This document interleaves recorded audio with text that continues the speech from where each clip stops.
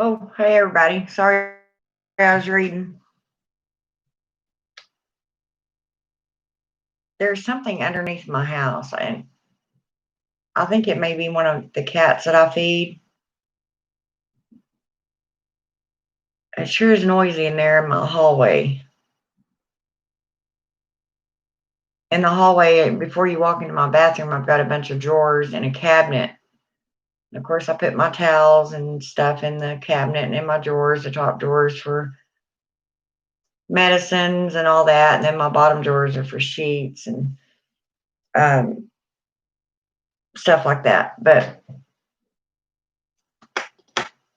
you can hear something underneath the house moving that drawer. And this is like the third night in a row it's done it. And I'm hoping it's one of the cats, maybe trying to get warm, feels the warmth of the back of the wall where the drawers actually go. And not a rat trying to. I don't see how I'd have rats. I have too many cats in my backyard. Anyway, okay. I get asked this question a lot, actually. But I kind of let my own personal opinion get in the way of doing a video about it. And there's going to be a lot of people that disagree with me and whatever, that's just the way it is. It always has been, always will be. Okay, is Hecate or Hecate, however you want to pronounce her name. I say Hecate or Hecate most of the time. For those of you that don't watch my channel all the time. But okay. Now, as I have said, Hecate is a extremely complicated goddess. Okay. It seems like she's everywhere. She has so many different names, which are actually called epithets. So many different jobs per se, things that she does and in charge of. I mean, she's everywhere. She is honestly in every culture I have found. She may be called something different, but whenever you look up, per se, if you have a Roman goddess or a Viking, Norse, whatever, a lot of them will have the same aspects as her, or at least one in that pantheon will. So that takes me back to the question of, well, maybe they are all the same. We just call them something different. But as far as Hecate being a demon, she does have a demon aspect. Now, I've had some people argue that her name is Chthonic. That is not what Chthonic means. Chthonic means of the earth, pretty much, or of below the earth.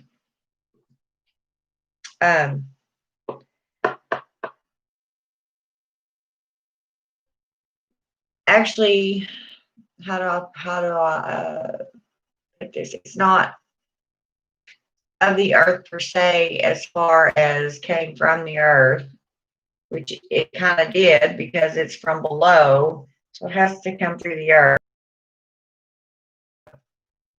Usually it just means the ones that hold well, it says my connection is unstable, so I might as well wait. I don't know why. There's nothing going on outside right now. Okay, it says I'm back now. Okay, what I was saying.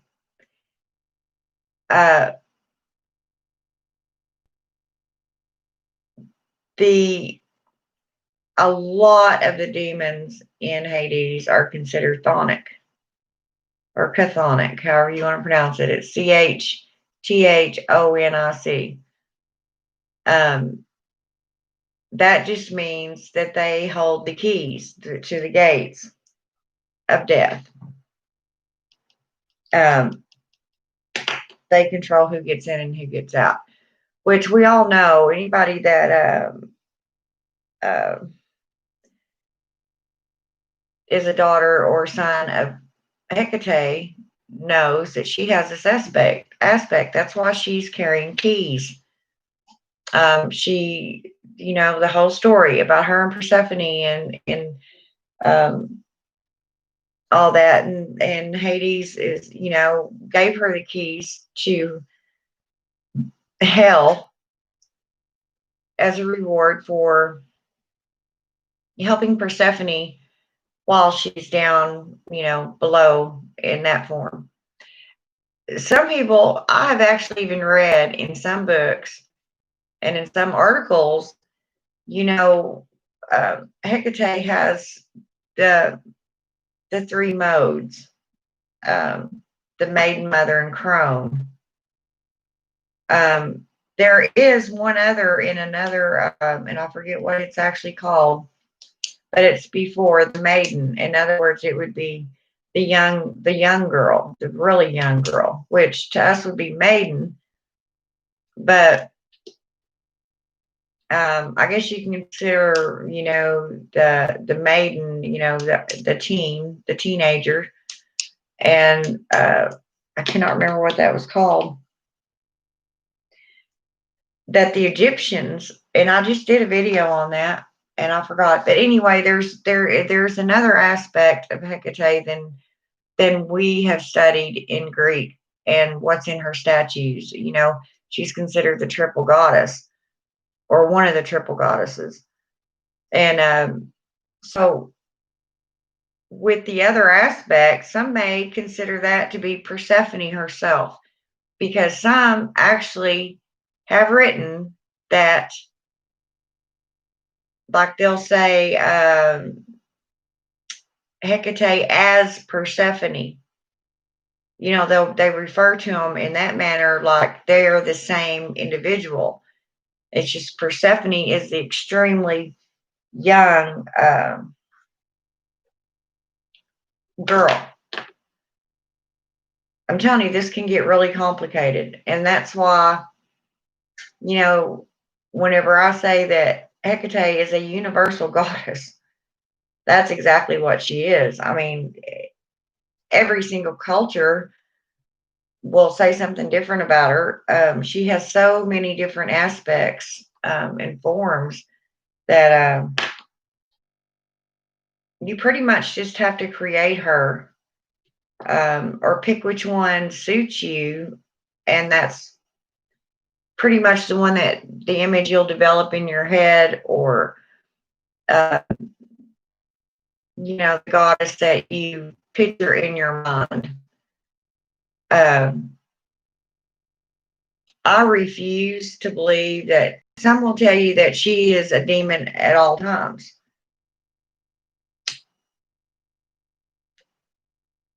And there goes my connection again. So I'll wait a minute. I don't know why it's doing that. I ain't had any problem all night. Anyway, I refuse to believe that. She's got too many other aspects. She's mentioned way too many times, even per se at the creation of the world, of the earth, that they refer back, because her mother, of course, was Asteria, one of the first, in fact, if not the very first goddess. Of course, back then there were Titans. The Olympians weren't around yet to form the Greek gods and goddesses. But Hecate is a very old, ancient goddess. Now, we all know that she takes her trip down to the underworld.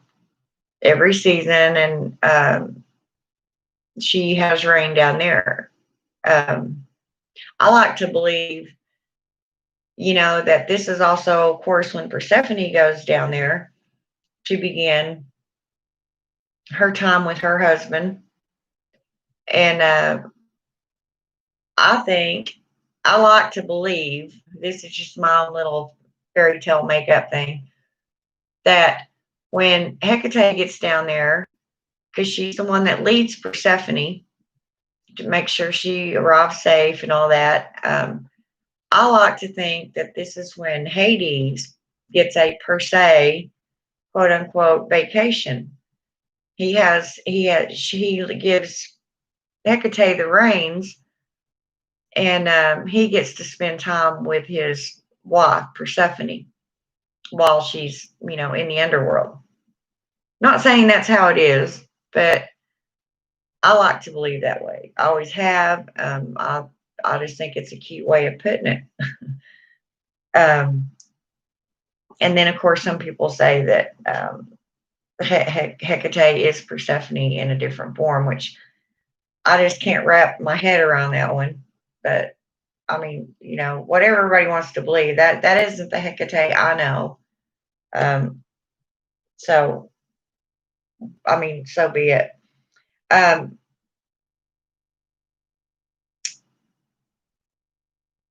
so actually, Thonic, all it means is one who holds the keys to the gate.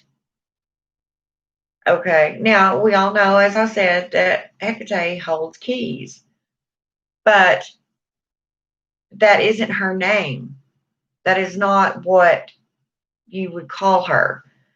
Um, it's an aspect in a way because she is in Hades. She is holding keys, and she can and will lock and unlock that gate to keep or receive souls. So, that's that part, but it's not necessarily a name.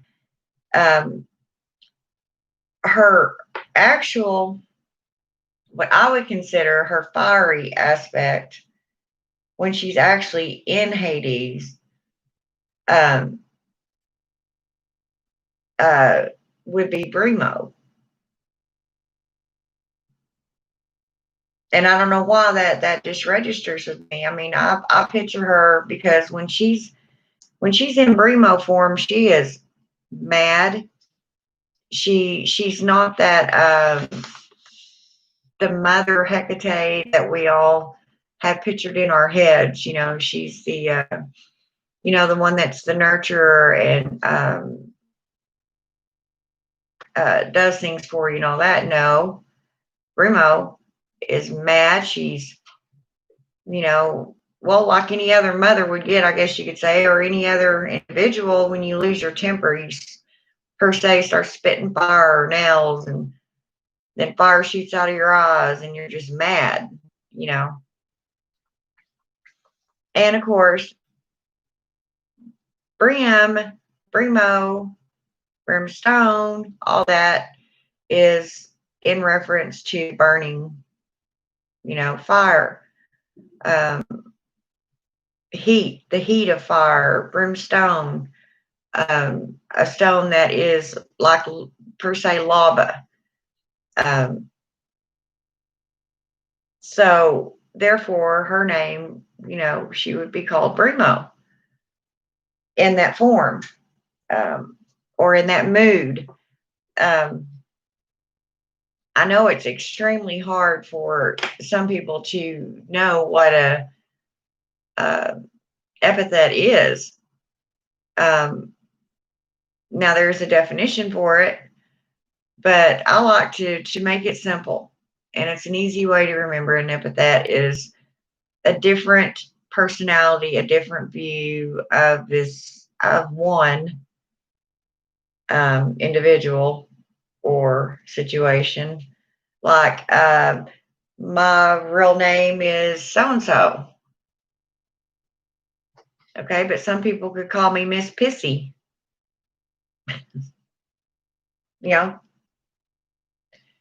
because they don't know my real name, and they just call me Miss Pissy because I was hateful to them or in a bad mood around them.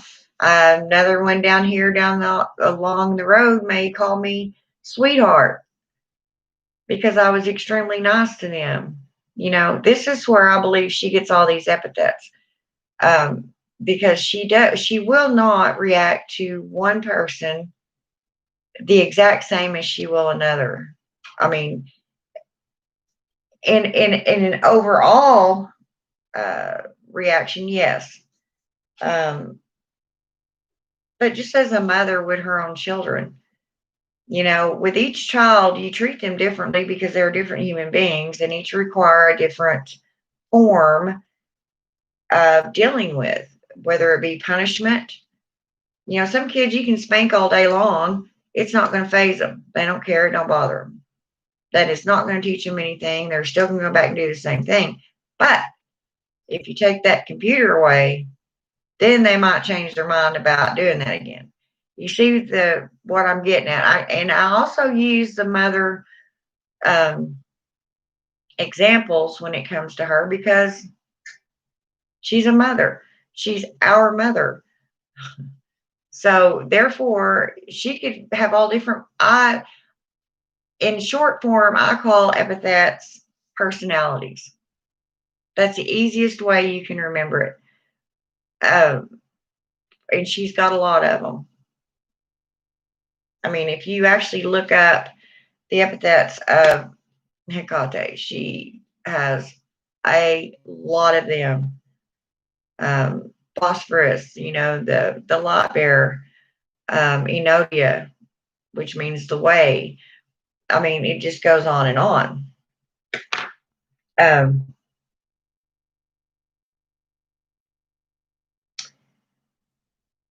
Yeah, so some writings will say that Persephone is the third and lowest form of Hecate, which would what we would know as the maiden mother crone. I mean, I guess you can do whatever you want with that. It's just how some people have put it. But in every form, in every pantheon, she is the goddess of boundaries. Excuse me, of course, witchcraft, crossroads, and ghosts. I mean, there's many other, but those you will find in every pantheon that she's in, and she's in a lot of them. She just may be called something different,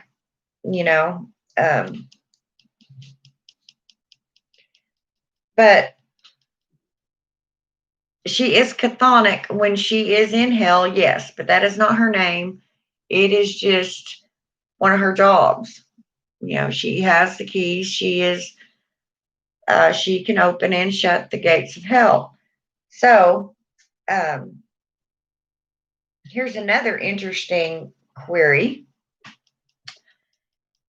Hecate has also been considered to be one of the Gorgons, like Medusa. Okay, I'll tell you right now where that came from. I had to write this down so I remember exact names.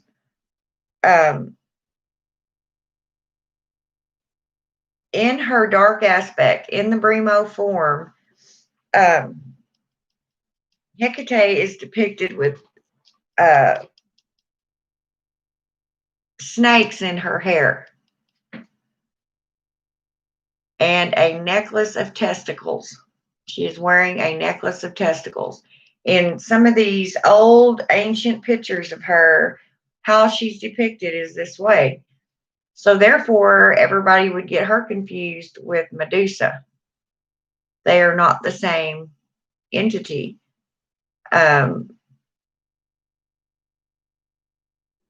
We all know the story of Medusa. But, and it does say that, it gives her a frightening glare. People are frightful when they see her. And that's more than likely in her Brimo form. I mean, you can just picture, the the eyes with fire coming out of them and the snakes rotting through her hair. And of course, wearing the necklace of testicles stands for stuff all on its own. I don't necessarily know for sure why that specific necklace is there.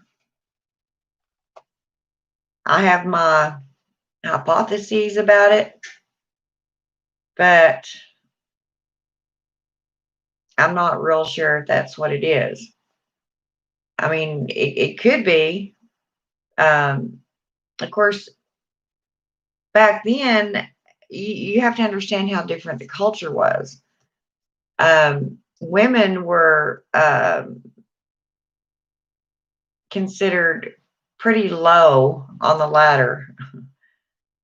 You know, they didn't have any rights. They blah blah blah. We know the story of how women were treated at one time. So it makes complete sense that the two main goddesses, probably, well, three, that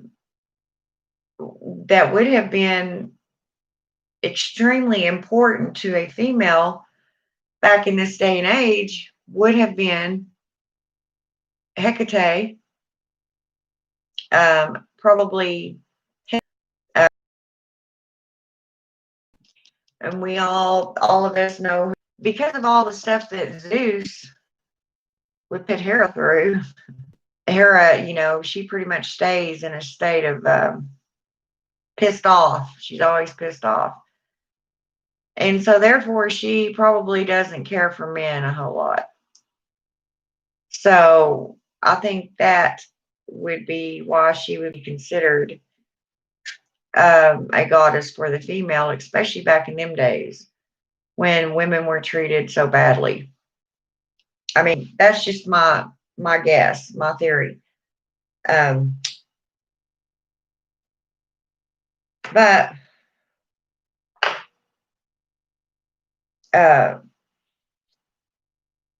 it all depends on how you look at her, and if you break each one of these epithets down, you kind of understand what I'm trying to say better. I mean, if I actually broke everything she's called down, I'd be on here forever. I mean, it could be a complete whole series all by itself about her and her many different jobs. I'll just say jobs or personalities. Some people say that she is the queen of hell. There's even a book out by Mark. I went blank, but I know his last name. Mark someone, called the Queen of Hell. And per se, she may be called that because some people actually consider one of her aspects that her and Persephone are one and the same. Persephone is just Hecate in her maiden form. I guess it depends on how you look at it, but I probably will never see it that way. I know her completely different than that, and that's the way I understand her and have my entire life. So I don't see any sense in switching around now. But also another interesting fact, Hades, you know how he's depicted as all red because of the fire and blah blah blah. And every story is different, depending on which path. You know, Christianity paints him as this very vile and ugly male, sort of male form with horns. Some people say, hi, Lady Blindwolf. Some people say that Lucifer and Satan are the same. Now, this all depends on who you talk to also. Um, I mean, there's Luciferianism and then there's Satanism. Um, so, and they will both tell you two different things. Um, it all depends on what information you've accumulated and what decision and theory conclusion that you've come to.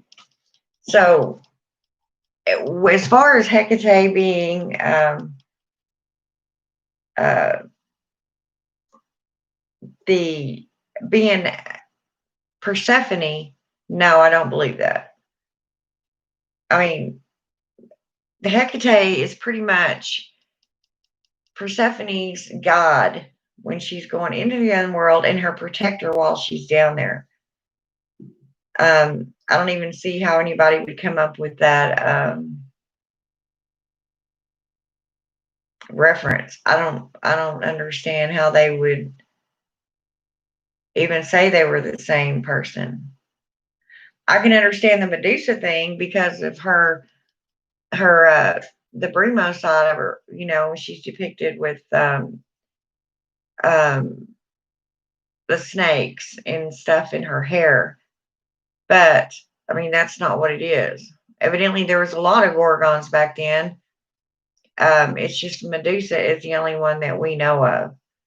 And when she's with her sisters, that's what they say. She's got there was 3 Gorgons that you hear about, main Gorgons. And when she's there's 2 more, and they're her sisters. And I have the names of them somewhere. I can't possibly remember every single thing without writing it down. But I do have those sisters' names down.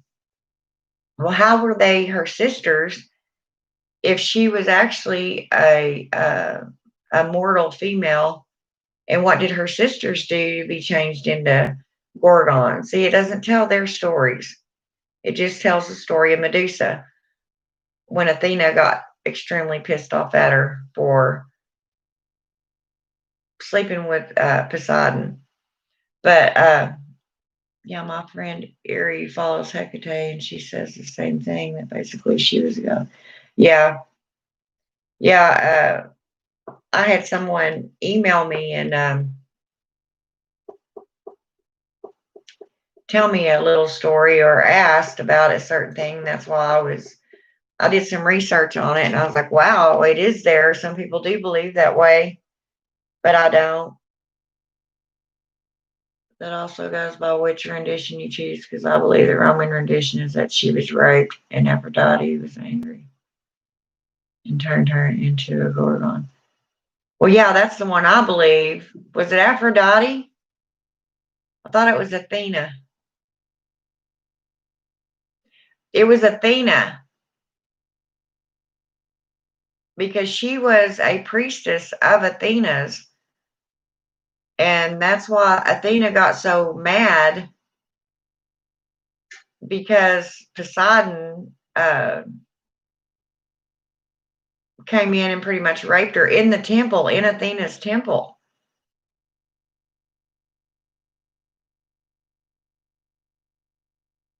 And she was born Gorgon, she was turned into one. Yeah, I knew there was 2 different stories, but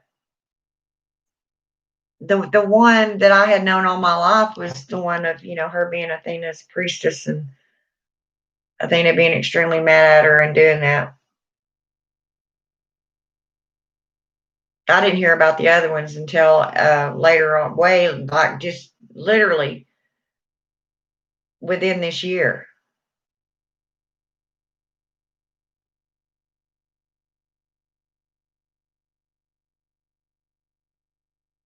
Well, I thought it was Athena because Athena was supposed to marry Poseidon or whatever that story was. I mean, it could be I don't know. You can look it up right quick. Just say which goddess turned Medusa into a Gorgon. It should tell you. I could be wrong. But yeah, I mean, there's so many different things. And it's also said, oh, what I was getting at is that, you have all these pictures where they depict Hades, like I said, as red and horns and uh, what have you. He looks like, he's on fire all the time. But in some texts, um, it will tell you that Hades actually does not live right there where um, the region of fire is. That evidently there's other parts to hell other than what I would consider just a big, huge fiery pit. Because where he dwells on a regular basis, it's cold. It literally said he's surrounded by cold and wide waste. WASTE. So that could be like old fashioned for vast lands. I don't know.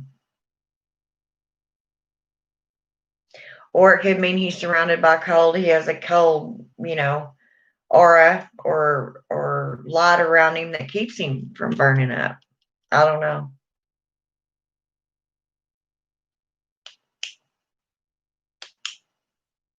Yeah, that's what I'm saying. I thought it was Athena's temple. I knew she was raped by Poseidon.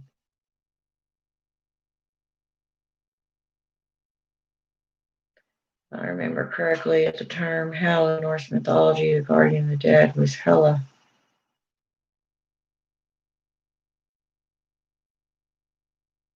She was the daughter of Loki, and I forgot the mother's name. Yeah, I'm not up to speed at all on Norse mythology. I mean, I know a lot of the names, but that doesn't mean I know a whole lot about them. I know a lot. I know who Loki is, and I know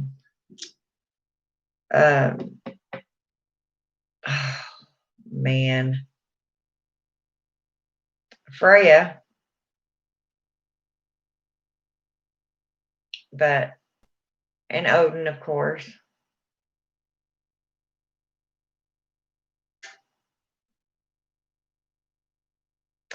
Yeah, that's what I was saying earlier. There's a lot of pantheons that if you look at the name and and all that, Hecate could be any one of these, goddesses. Just like that, the word Hela or Hela. She's in the Egyptian pantheon. It mentions Heka, but they say he was male, and he was the goddess of magic or god of magic. That could have been at a time when they destroyed and took down all the female, goddesses. There was a time when they actually did that. They felt the female goddesses no longer had a role or could play a role in society, so they pretty much, demoted them. You didn't see very often of the goddess statues or temples being built anymore. Only the gods. They were still there. They were just insignificant at one point.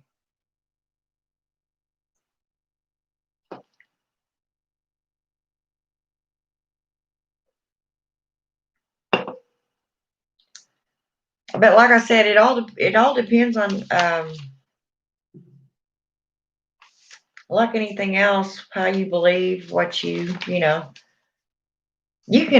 I guarantee you can get 5 different books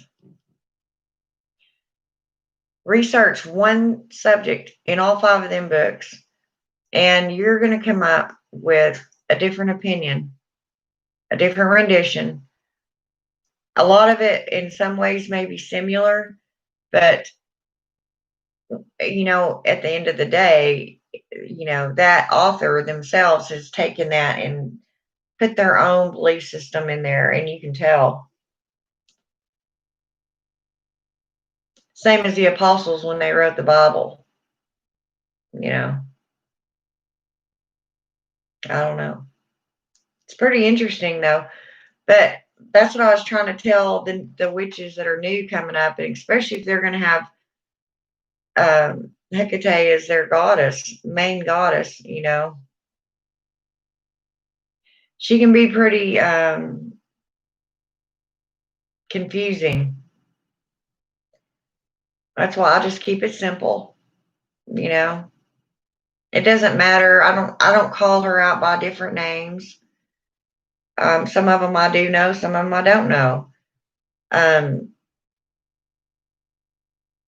mean, I honestly look at her just like I would my mother right here on earth. I watched my mother go through a lot of different forms, from pissed off to loving to, you know, um, the corrector, as I like to call it, the punisher, um, you know, dealing out punishment. But I never called her anything else but mother. I say, oh, there's mom. She's in her Bremo form. I wouldn't go near her if I were you. To me, it's always Hecate. And until all these people started breaking everything down and, throwing all these epithets around, she's still just Hecate to me. If my mom went to work, it wasn't, I didn't call her something different because she was at work. If she went grocery shopping, I didn't call her something different. I didn't call her something different while she was at home or when she was driving in the car. That's pretty much what these epithets are. And that's what confuses people. All you have to know about Hecate is that she can and will do anything. She's everything, everywhere. Just like they say about the Christian God. Now, as far as working with another deity, I've said this before. Just because Hecate is your goddess does not mean she's going to be ticked off at you if you go and work with someone else. Our gods and goddesses are not like that. So, and don't feel like you're per se cheating on her. If you find somebody that you want to work with, I mean, if she's your mother in your own soul, in your heart, and on your path, she's your mother. She knows she's your mother. It doesn't have to be reinforced. Personally, Circe catches my interest. Yeah, she has mine too. It was said that she was Hecate's mother. Well, okay, you have to look at timelines there because Hecate is said to have been around. She was the daughter of Asteria and what's his name? The original Titans. That was long before Circe came along. Or Circe, however you want to pronounce it.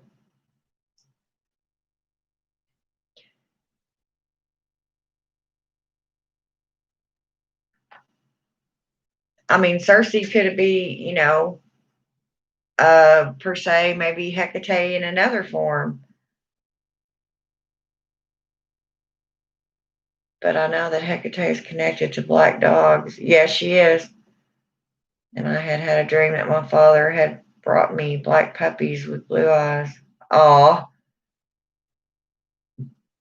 Yeah, I was sitting at a bar one night, and this girl came in with a whole box of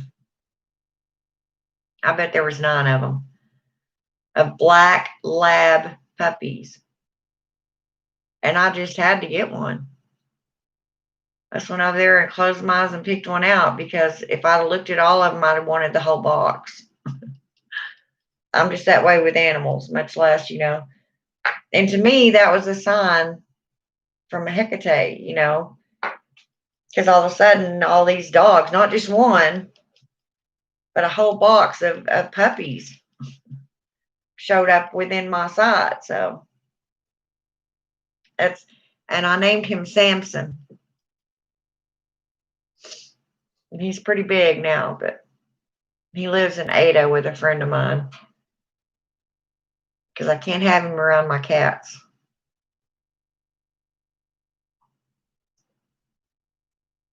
Whew, I gotta turn my oven down. I was preheating it to make some cookies. Now I'm about to burn myself up. Speaking of Hades,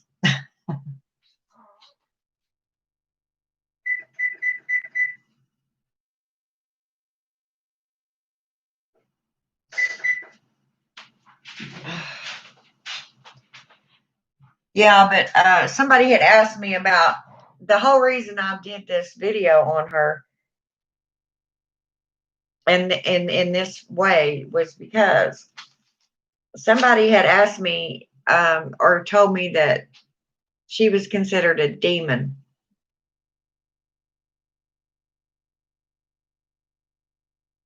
I guess you could say the aspect of her when she's down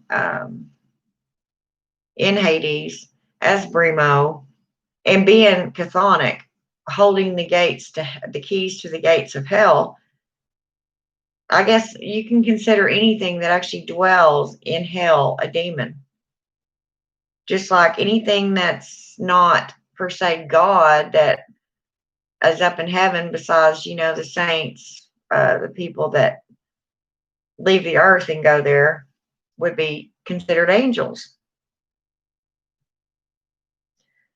My dad has been gone 12 years.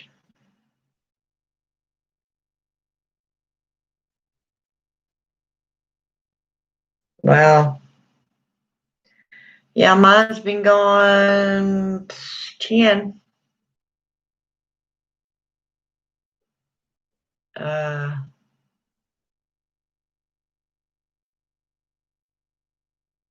trying to think. Maybe 11.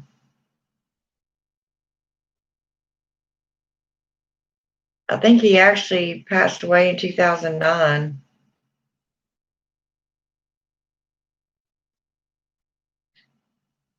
I don't remember. Oh my gosh, I never thought I'd forget that. It's one of them two. Either 09 or 10, because. And then my grandma died in 2011. And my brother died in 2012. Bam, bam, bam.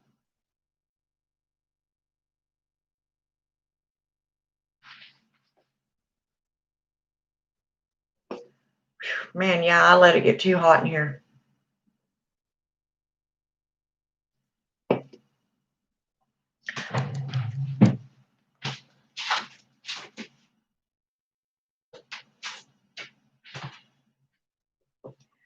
But, everybody's always going to have their own opinion, but you just have to do the work.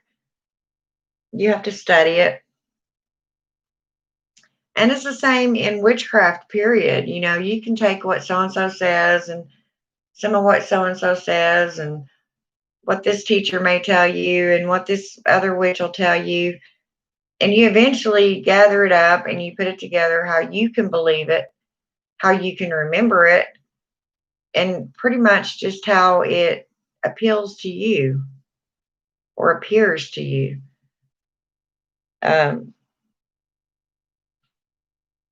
You can believe however you want. I like to get it as close to the facts as I can. But then I also don't feel like, honestly, that is the most important thing to worry about. It doesn't matter to me what form she's in here and there. What matters is that she's there, you know. I mean,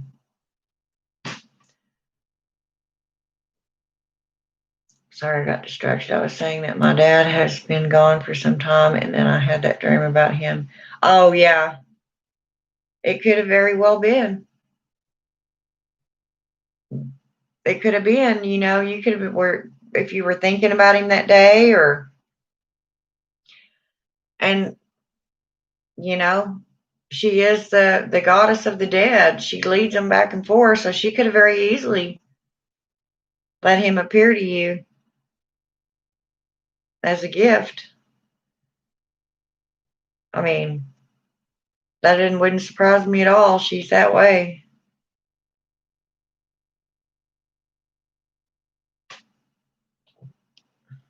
I know the form that I seen her the very first time I seen her, and I've told this story before, but just to make it short and quick, I was in a home, a girl's home, and I was scared to death that first night. And I seen this lady come through my window, and there wasn't nothing ugly about her. There wasn't no fire coming out of her eyes, nothing like that.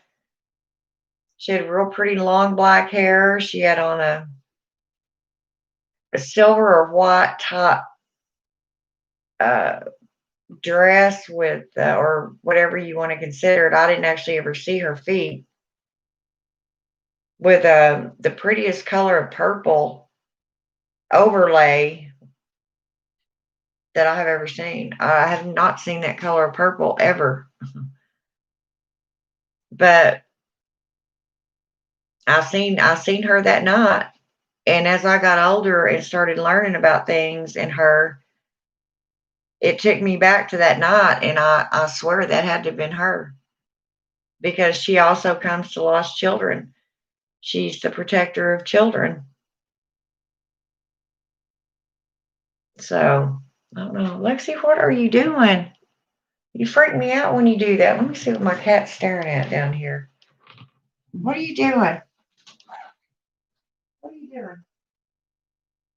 Is that right here I need to know about?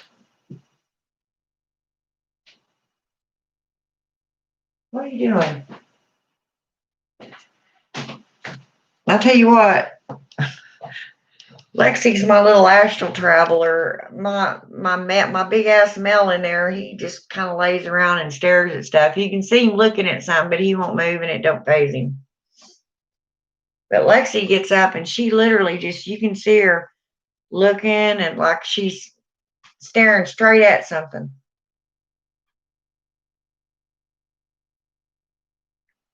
What'd you see? What'd you see? As long as it ain't no critter that's crawled out of my bathtub hole into my house. You must be passing it on, because I got really hot all of a sudden. I went to turn the fan on and I have two familiars. Yeah.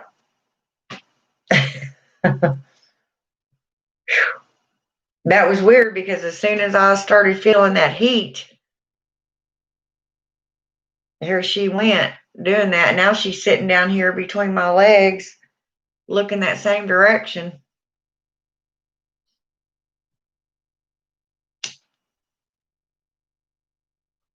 Like, Mama, look, can't you see it?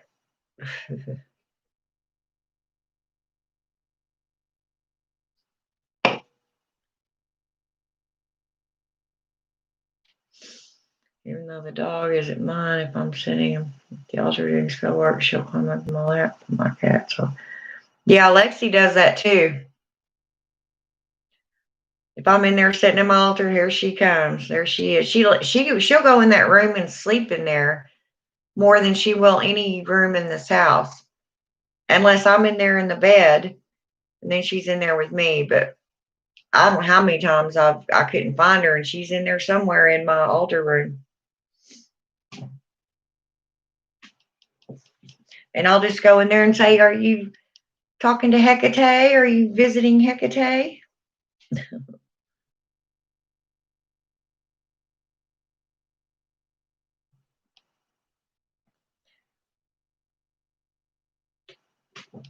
it makes you, it bothers me because I'm thinking, well, if there's a critter that's gotten in my house somewhere, a snake or a mouse or whatever. I don't know that any one of them, I have any holes big enough they can crawl through except my bathtub drain. But, or a big ass rat. But I don't know.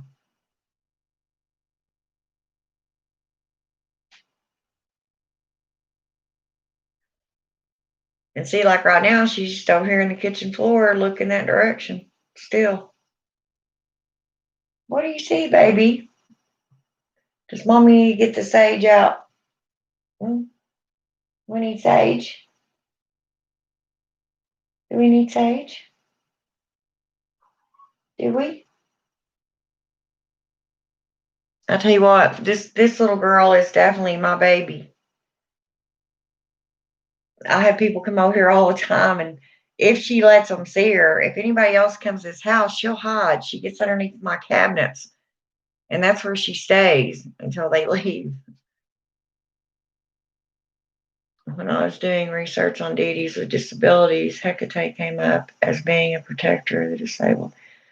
She is. That's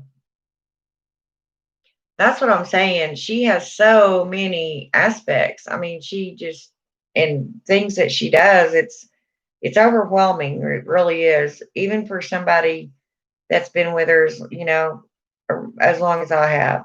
I mean, I was with her even when I didn't know it, if that makes sense. But like I said, when they say she's the mother, she is like your mother, or like I was as a mother, am as a mother. You know, I often wonder about that, Lady Blonde Wolf, if they're actually seeing little fairies running around my house. Because there's times, to appease them, and they won't steal my shit. I'll put out a little tiny bowl of honey for them, and because I guarantee you, I bought a brand new set of silverware,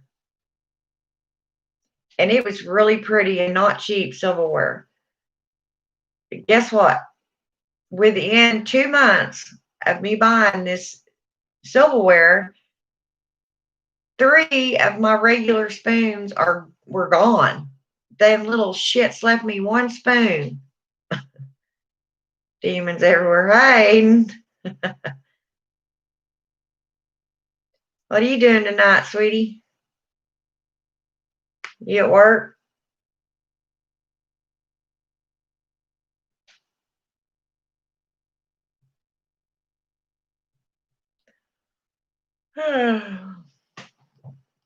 But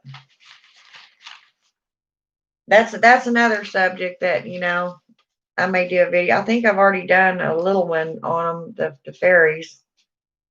Now I have a friend that is wholeheartedly into fairy magic, but I hear I hear a lot of different stories about the fae.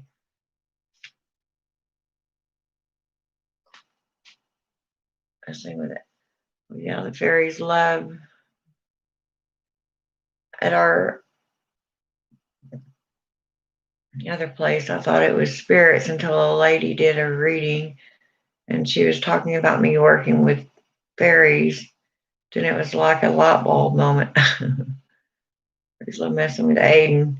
And I mean my cat, not the other Aiden. Oh, okay. Aiden, darling, did you know her Lady Blindwolf's cat was named Aiden?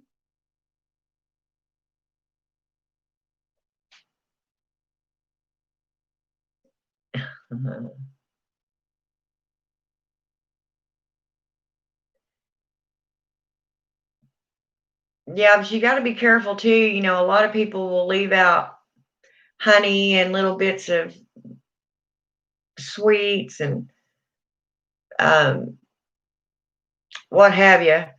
And y'all know what that also attracts roaches. So,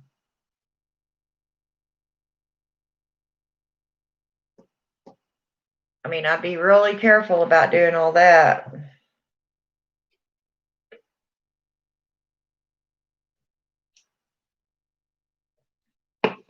This last summer, I really wanted to make a fairy garden outside. But I know that I probably can't do that and it stay okay. I have this space right in front of my house to the left, perfect. I'm sure it was a flower bed.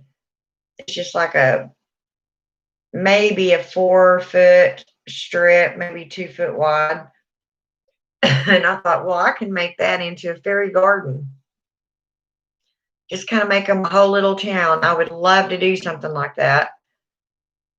But the wind here between that and, of course, the front of my house faces west.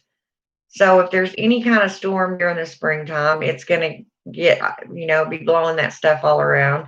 All the cats I feed and have around here, they'll be in it, probably pooping in it and scattering stuff around. And so I need to get me an old terrarium, like make a terrarium type thing, I don't know, do something like that. Or you can even just get a little goldfish bowl and make you a little tiny terrarium in that. What I call a terrarium, put the little house in there and their little shiny things. They like shiny stuff.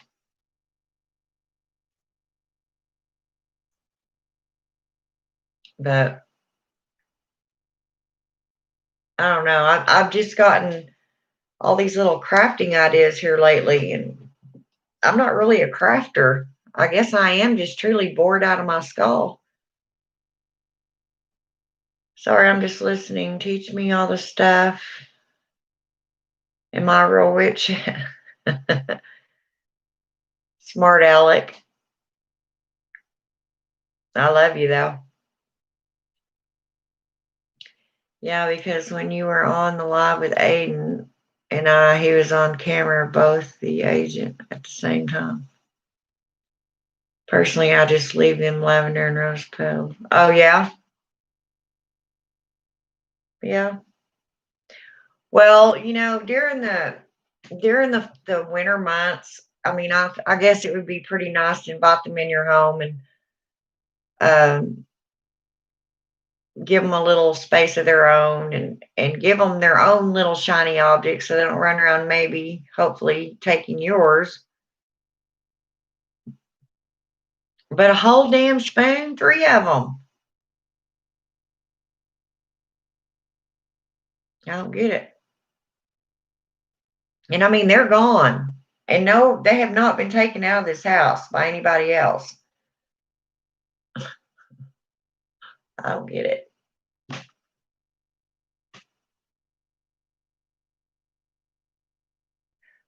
Did I now? What might that be, darling? What bright idea did I give you? Share with me. I may do it too. As soon as I get the copper wire, I'm going to start working it on my broom. What you could do is this. You come across a fish tank that someone is selling. You could make that. Yeah, I know. That's why I said a terrarium. That's what I meant. I mean, it's not an aquarium until you put the fish in the water in it. It's a terrarium if you put the dirt in it. Aqua meaning water, terra meaning earth. Don't throw stuff at me, Lady Blonde Wool. But that's what I meant. It's like a fish aquarium type thing. Aquarium type thing. That's why I mentioned the goldfish bowl. Just kind of make a small one at first and then get bigger. Then you wouldn't have to worry about your cats getting into it. Well, they still would.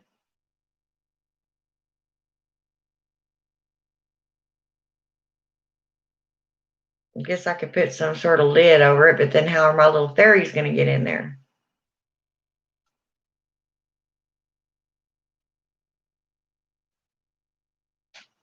Yeah, it's not so much Jesse. He's not as inquisitive as Lexi is. Lid various can get it. Various can get in. Yeah.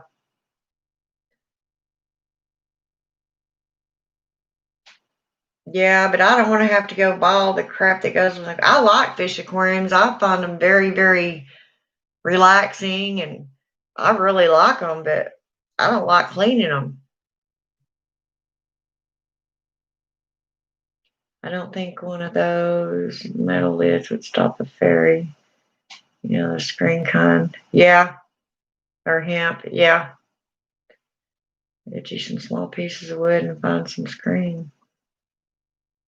Yeah.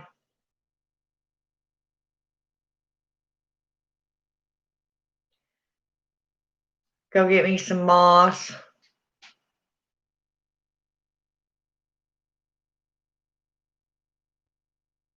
And now they have my little glue gun. I'm going to be going crazy probably. I think I'm starting to accept the fact that I'm a psychic witch. A lot of what I do involves spirit communication more than anything else. Well, most witches have some sort of psychic ability to them. You may be more connected to the spirit realm than some of the others.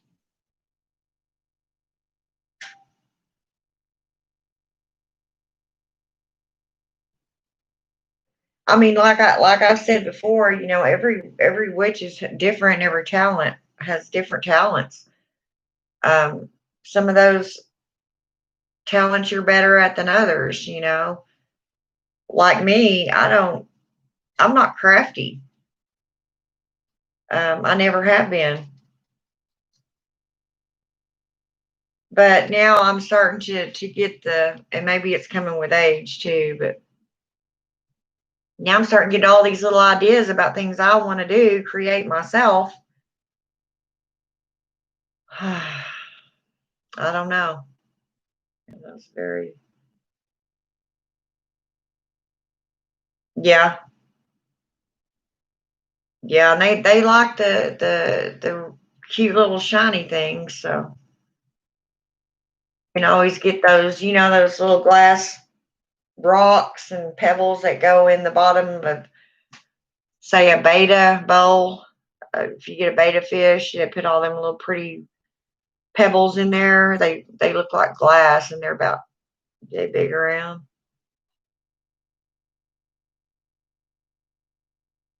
Just set a few of them here and there, and maybe a few real crystals. You know, something that I don't mind disappearing if they decide to run off with them. But I just don't have anything to put it in right now. I probably would have already started on it. I would have got me some of that moss the other night at Walmart. And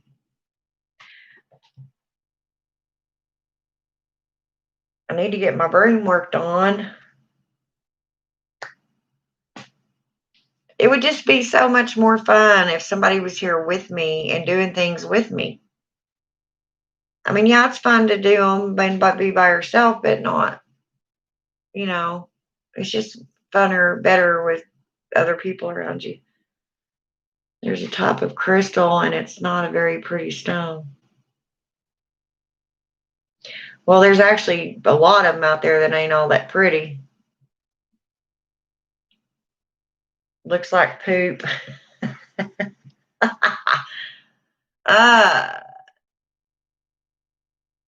you mean it's the color brown and everything too? I have so many crystals in there.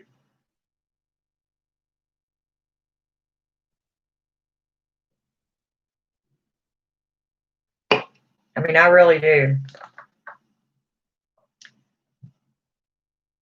And I have a pretty good sized selenite tower, and I think I've showed y'all my selenite lamp I have sitting over here too before. I think I've showed it here on YouTube. Sucker's heavy, very heavy.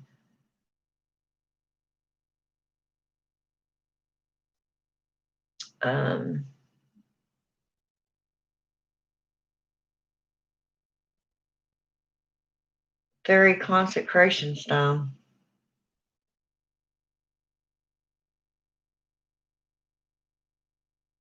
I have to write that down and look it up.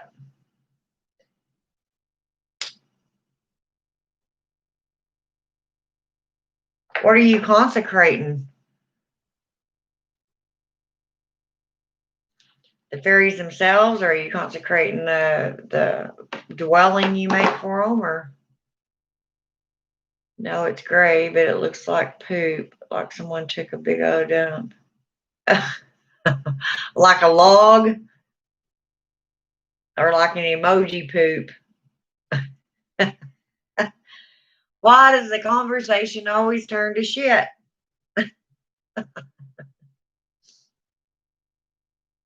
Hold on, I'll send you. Okay.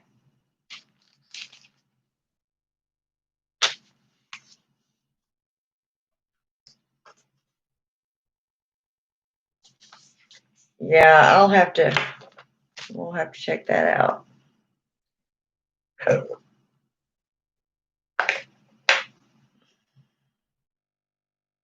I need to wash my hair tonight. I'm going to make my mayonnaise concoction and put it on my hair and let it set for a while. And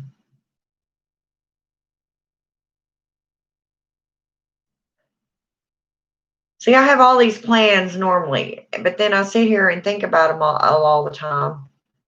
And that's about as far as I get. Not a very productive witch, am I?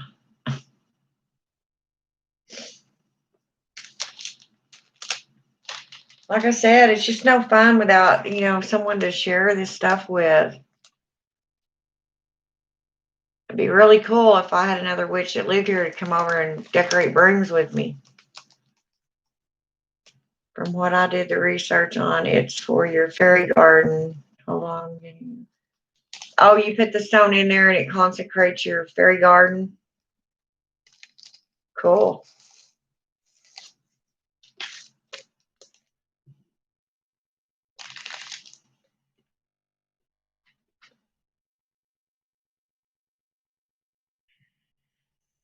Yeah, I just got the notification that it came through. It's on my Facebook.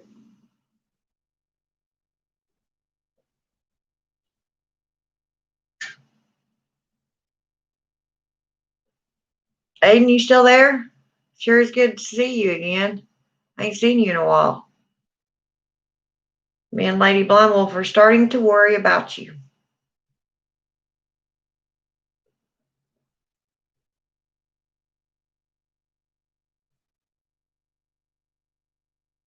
Yeah, I got it. I heard. I seen the notification.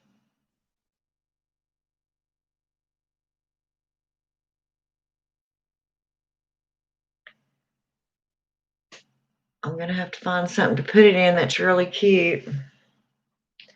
And I have nothing. I've been looking all day, and I usually save everything because I think, oh, I can use that for that and this and blah blah blah. And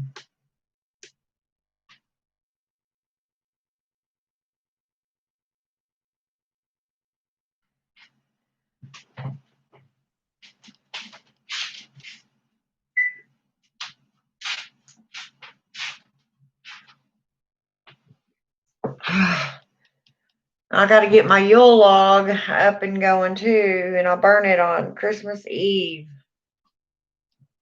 That's another thing I need to do. See, that's my problem. I sit around and think about things, and then whenever I get motivated or get up and start doing stuff, I have to think I have to do everything at once.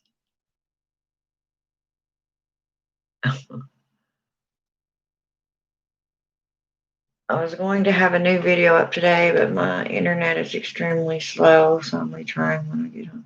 Oh, okay. Yeah, you work all night, don't you? I was going to say maybe I can If it's going to be live, I could watch you. It's going to be 7 o'clock in the morning. I'll probably be asleep by then. Unless I go to bed sometime earlier tonight and then wake up earlier, which I've been known to do. I was going to have.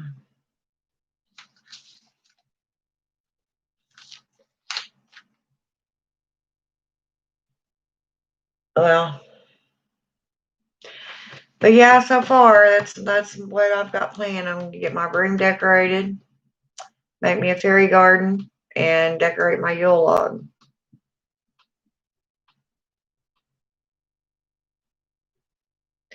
Oh, and I need to get it in here tonight too, because it's supposed to freaking snow here, starting real early or late tonight, whatever you want to call it, early in the morning or late tonight. I want my Yule log getting wet out there.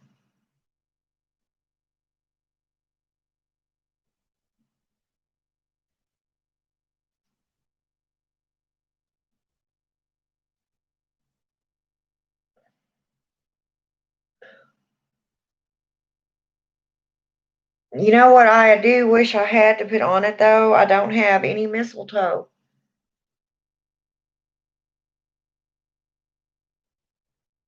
And I don't use the mistletoe for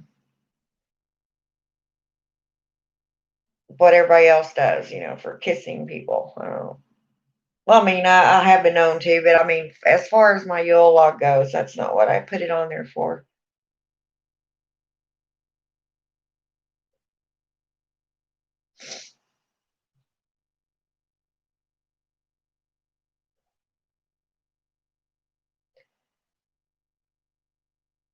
I'm gonna put my hair up right quick. Woohoo, pretty, pretty. I'm gonna run out here right quick and look on my patio and make sure that my log's still there. I got to thinking, I don't remember seeing it when I was out there feeding the cats earlier. So I don't know if it's out there or not. I need to bring it in though and hope I don't release a shit ton of spiders in my house.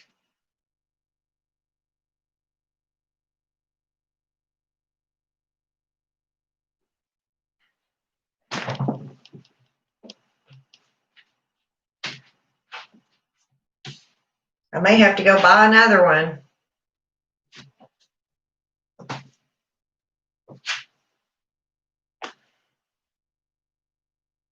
I guess we'll see.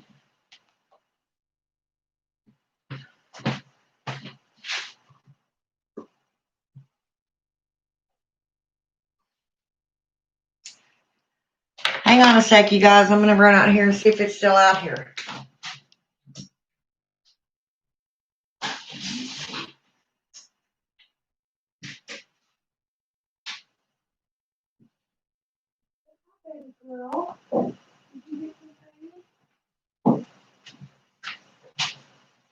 Did you get some food? Come here, baby. What about?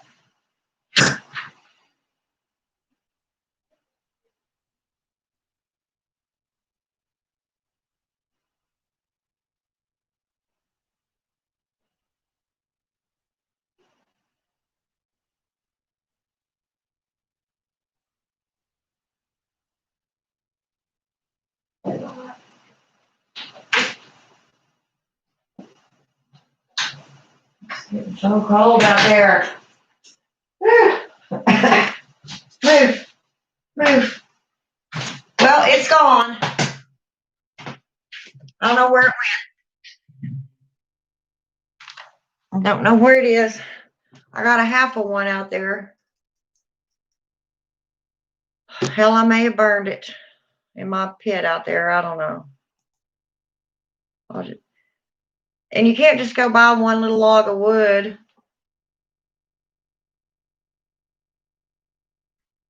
I guess I can just go find one out there somewhere, but with it going to be snowing and stuff. Damn.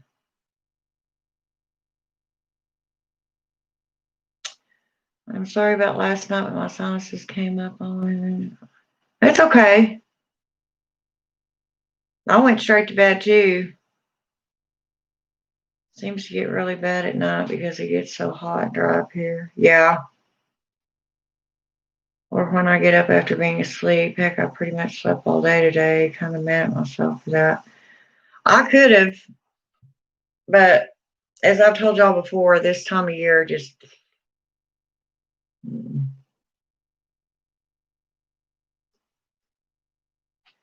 Well, that sucks. Now I'm gonna have to go buy me or find me a whole other log, and I'll figure this out. I mean, it's supposed to snow here, like I said, overnight and into tomorrow till noon. And then it's going to clear all out. And then Tuesday, we're supposed to get more snow. So, and Monday, I have got to go to another town where I'm going to be working and get my paperwork and all that stuff turned in.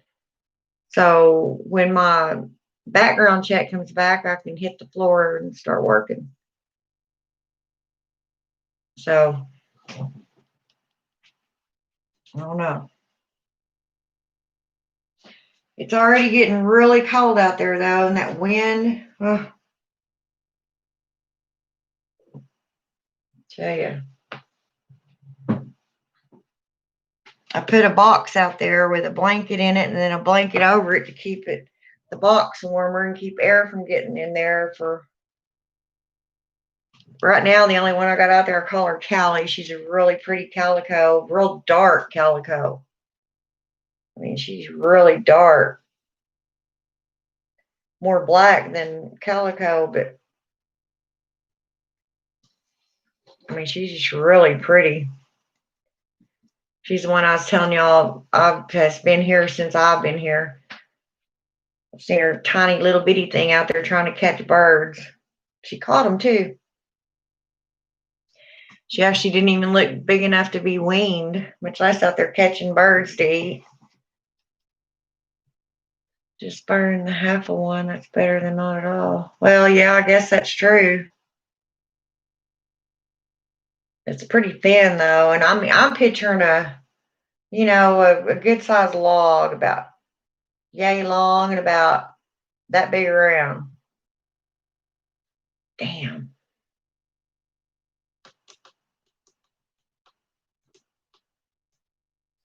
I don't think I could live in Oklahoma because of all the tornadoes. Well, aren't you in Kansas? Didn't you tell me you were in Kansas, Aiden?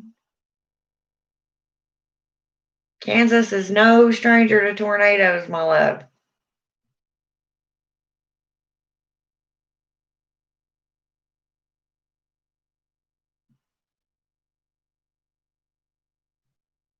We've been pretty fortunate, the last couple of years. Had one, I believe it was in 2018. Almost came right down the middle of my town. But yeah, you're in Texas. That's right. That's right. I remember now. Well, Texas has them too, my dear. Maybe not where you're from so much, but where I was from in Texas, the Panhandle. Hell yeah.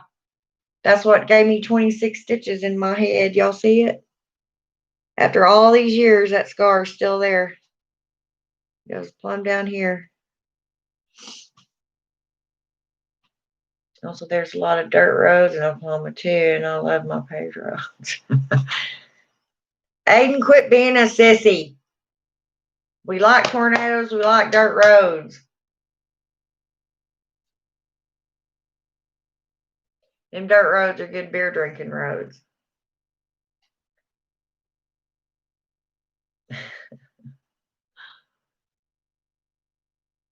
I know that you're in Texas. I was just saying that we get them here in Indiana. Yeah.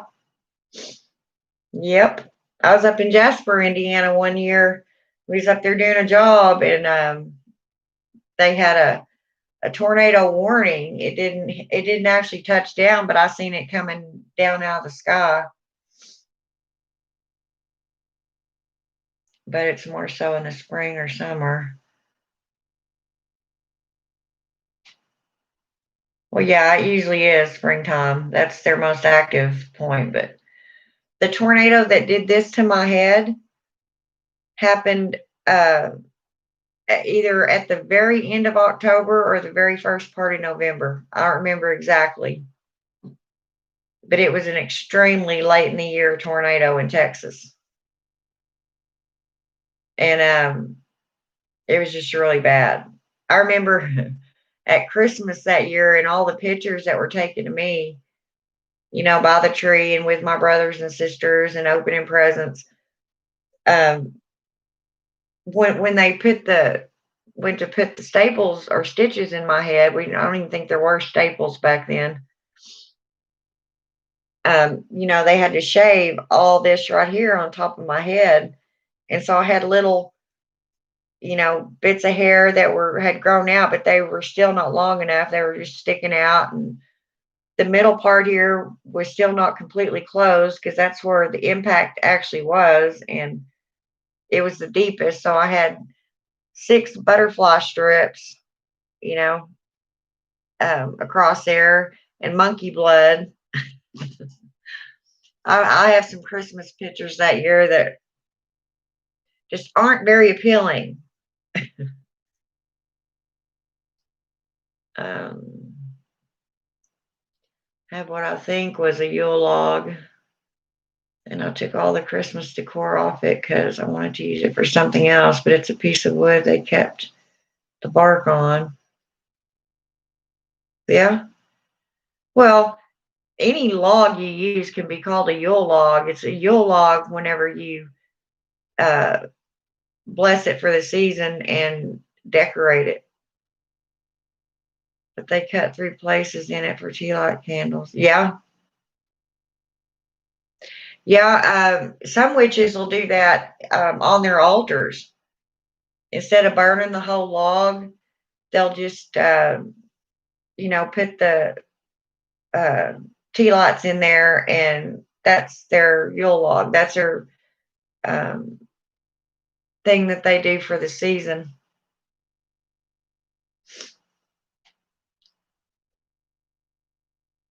No, who's in Texas? You talking about Aiden? I know he's in Texas, but I was from Texas. That's where I was born and raised. So this happened in Texas, way down in the South Plains on the other side of Lubbock. I guess it's about 80 miles west of Lubbock. It would be probably southwest of Lubbock. We lived in a trailer park and one hit and a family was killed. Oh, I know. You know, that is what is so, and I have been known to chase tornadoes. I have pictures that you would not believe of these things. Um, they are so mesmerizing. That's what'll get you in trouble. I mean, you just want to stop and stare at them. And before you know it, they're too close to you. And, then right after my son was born, I was working at the country fair and one hit and knocked a tree over and a poor lady in it. Some of their fair rides. Yeah. Yeah. Now, if I'm actually afraid of anything, now I'm not going to say if an F4 is barreling towards me, I'm not going to be afraid because yes, I am. I'm not an idiot. But lightning literally just freaks me out. I mean, I love watching it if it's cloud to cloud, but when it starts doing the cloud to ground thing, oh, and it makes me a nervous wreck. I think because of all the energy and as witches, we contain and control a lot of energy all the time anyway. Our bodies are like a bolt of lightning within itself. And so with all that other going around outside, it makes me a nervous wreck. I have literally felt my fingers tingling whenever it starts, you know. I mean, it's just a really weird feeling. And I'm not kidding. I have felt like that. I felt like there was electricity coming out of my fingertips.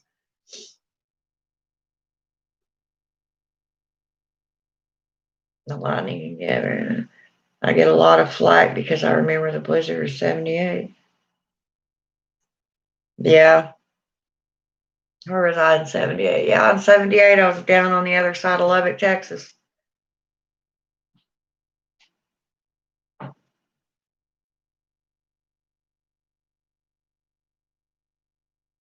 But yeah, them tornadoes, I tell you,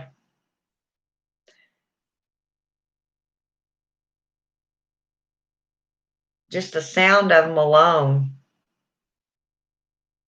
oh. But the one that was heading this direction, it was coming up from Texas. And of course, where I'm at, I'm not very far from Texas. About 2 hours, 2.5 hours from the panhandle of Texas. And I mean, this tornado seemed to be coming straight down I-40. It was coming from the west, heading east, and then it got right to the edge of my town, and then jotted south very quickly, and just hit the outskirts, the south side of my town.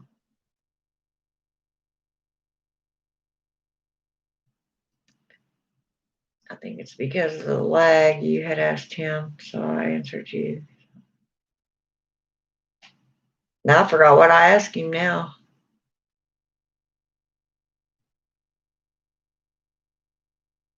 Oh well. I think he's at work too, so.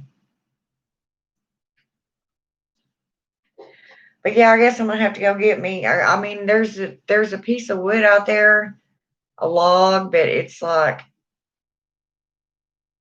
I don't know. It just don't look all that right. It's because, but anyway.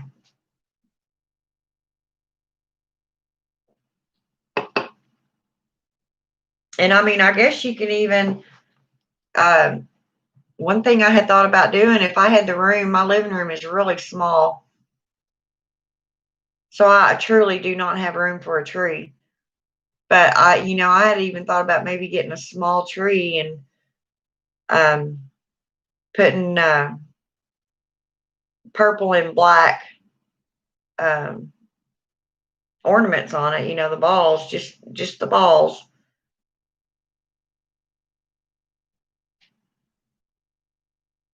And just because you're a witch doesn't mean that you can't have a tree. Um, the Yule log, I'm sure, is what developed into a Christmas tree. But I mean, you can still put up a tree and just decorate it with other things. Stuff that is pagan.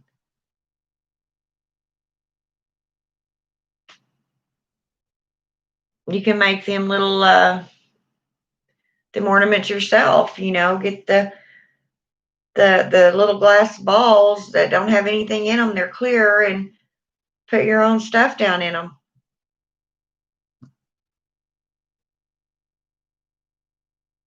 Some stories concerning the balls are basically putting spirit. Right, exactly. Spirit balls.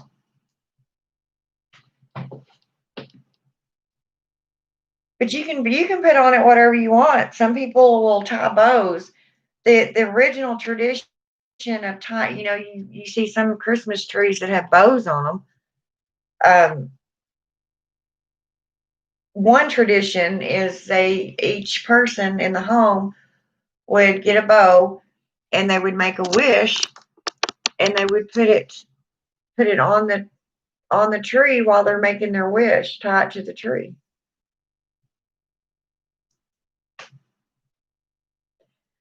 I mean, you can make it whatever you want it. It said if a ball falls off your tree and breaks, it means a curse on you has been broken. Or your cat has jumped into it and knocked it off.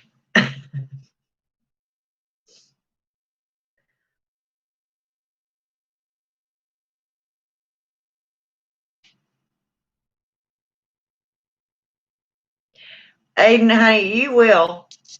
I mean, just don't think so hard about stuff. Once you've been on this path long enough, I assure you, every single thing you do will become witchy. And you won't even think about it. It'll just happen. You'll just do it. And it'll happen before you know it.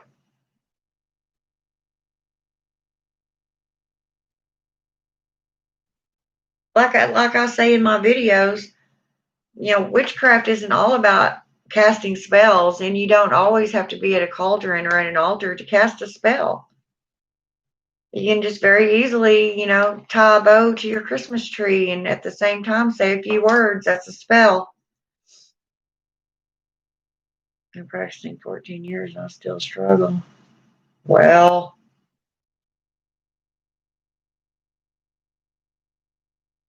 no, even if you don't have cats and somehow it just falls off. Yeah, I've never heard that, Lady Blind Wolf.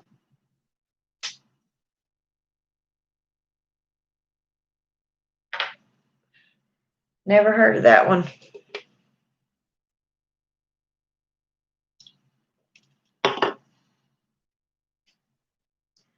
But I'll tell you, I'm kind of at that stage right now that I really want to do things, and my insides are pushing me. Let's go, let's go, let's get this done. And then the outside of me is going, no, I'm just going to sit here and play Candy Crush.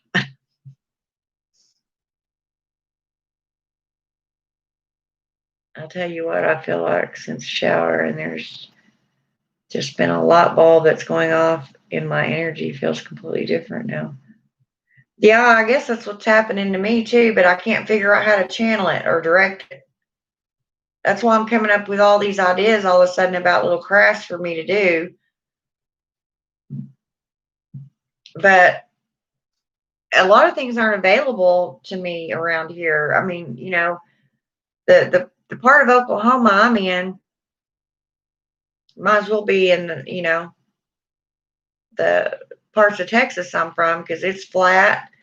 I mean, yeah, there's trees, but there's just not a whole lot that I can go out and forage for, look for. You know what I mean? So it's really not that simple for me just to go out and find things for my own crafts, like my own Yule log that I want to pick out. Because my luck, I'd be out there on somebody else's property, not knowing it, just trying to find a log for Yule, and somebody shoot my ass. When I was working on that pulpit and doing a binding and charging, it felt like prickles coming up my arm. Yeah, a lot of energy going into that pulpit then. I think a lot of it has to do with impatience, because I like simple, practical magic. Yeah, Aiden, it probably does. This path, you in spell casting, you have got to have patience. I was told greenhouses do great in Oklahoma. Not sure if that's true. I don't know either. When it comes to magic, it doesn't all have to be exactly. Yep. You can, and I say this all the time too. When you're cooking your dinner for your family, make that magical. Well, every time you're stirring your food around, say a pot of vegetables, you stir it clockwise and you put an intent into that food for your family. You could say this is for family unity, whatever intent you want to put in that. They eat the food, and the spell has done a 360. You don't always have to be at an altar. It doesn't always have to be formal, you know. A lot of people say, well, you need to go and take a purifying bath and do this and do that to your altar and blah blah. You know, there's times that I've gotten right off of this computer. You know, I haven't taken a bath yet. Literally haven't done anything pretty much all day, and I go straight from here, straight in there to my altar, and I do what I need to do. And it hasn't bothered. Now, you know, I'm not saying if you're going to go in there, certain rituals, yes, you need to be cleansed, um, things like that. But just going in there to throw out a spell, I'm not all that much of a perfectionist. Let's just put it that way. I mean, you think of the witches back in the old days. Do you think they did all that? Hell no. Number one, most of them didn't have running water.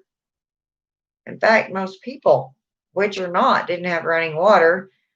You had to go outside, you know, heaven only knows how far away, and pump it, bring it back, you know, boil it, and then pour it in a little tin tub and sit in it.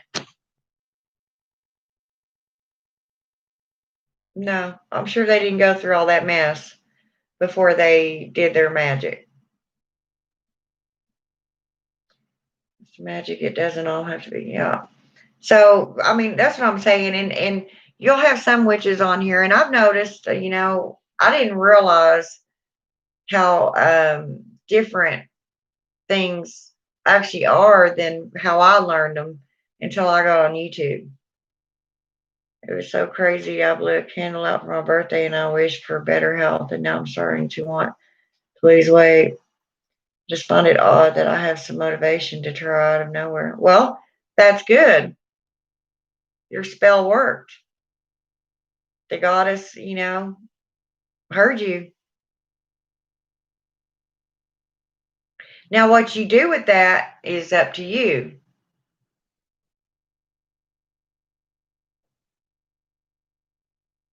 They're like, okay, here's your opportunity. Now, what are you going to do with it? I mean, it's just like doing a money spell.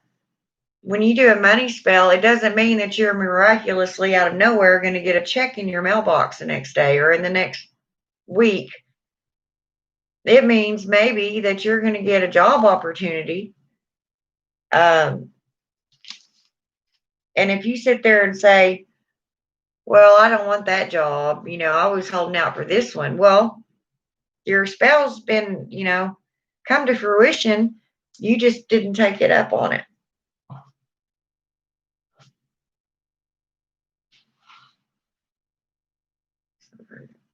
So, and a lot of people think that, you know, that's how they think it happens, that things just, and I'm not saying it doesn't. Sometimes it does happen that way.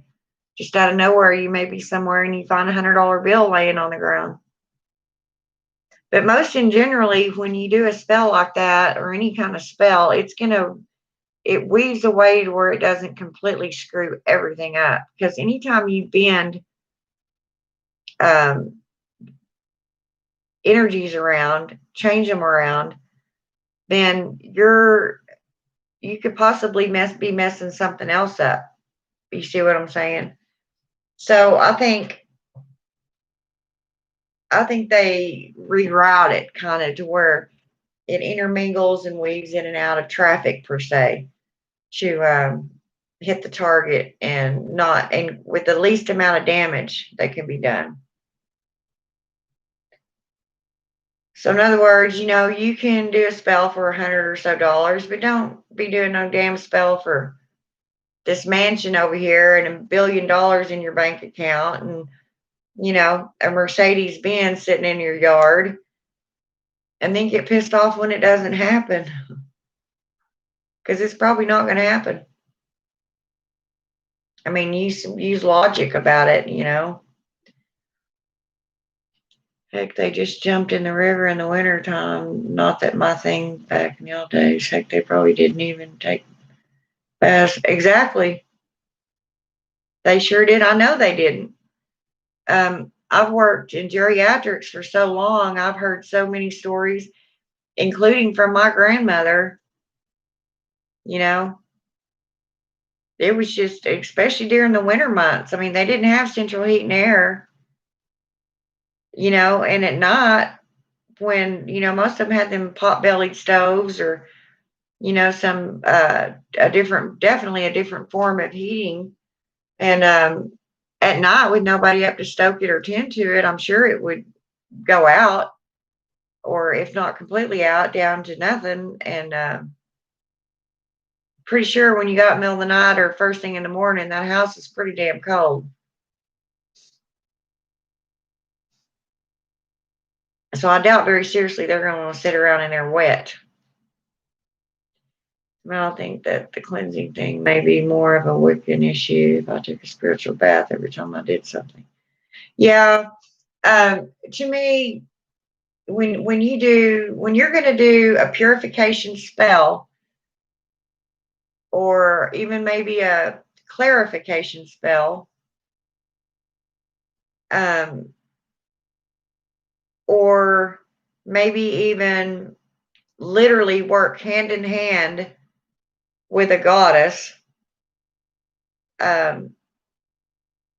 which most of us do, but I mean literally, you're invoking that goddess.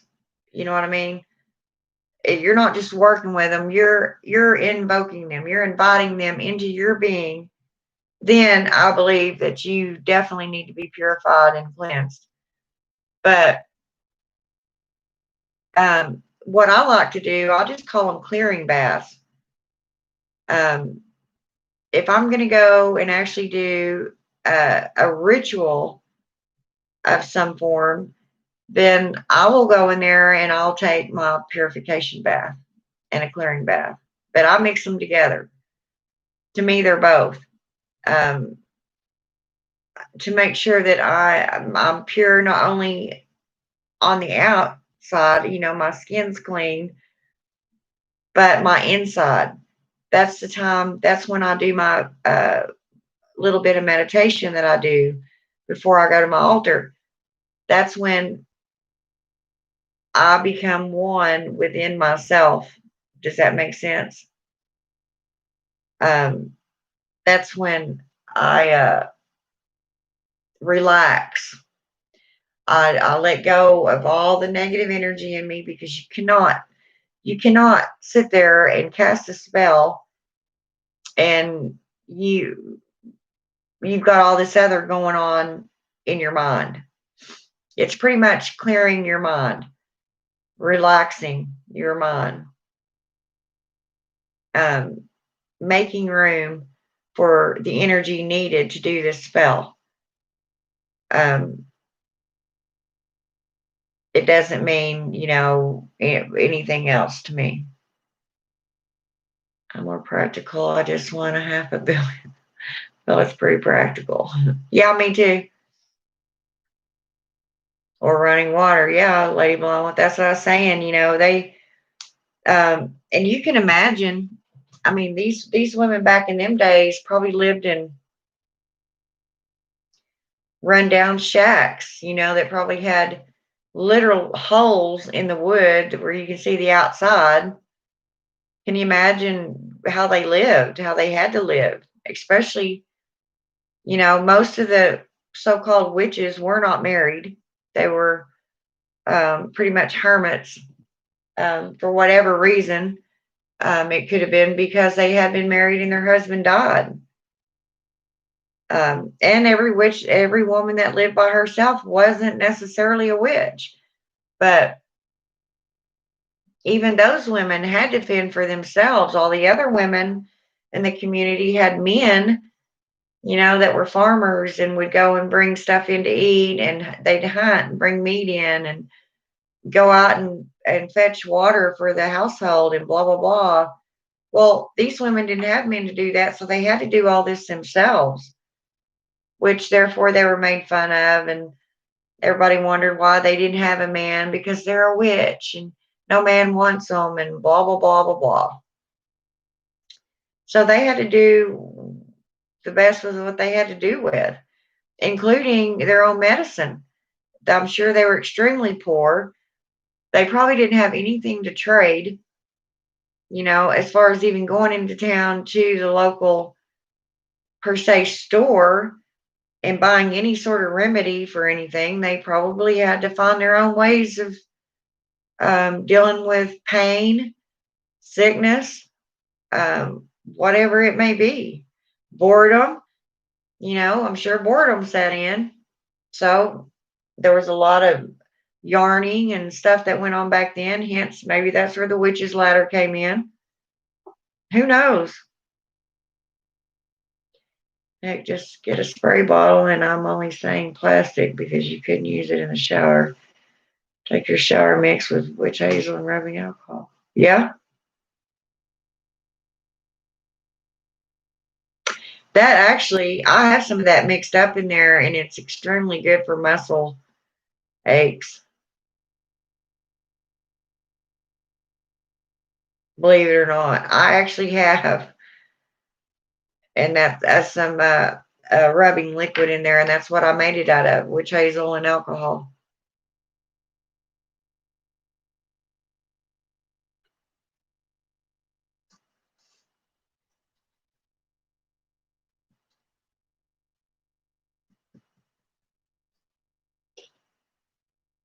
But yeah, I mean, they had to do, had to do is what they had to do with what they had, at hand. So I don't know, but I'm sure back then they didn't have, alcohol as an isopropyl, rubbing alcohol like we have nowadays. I'm sure they had to use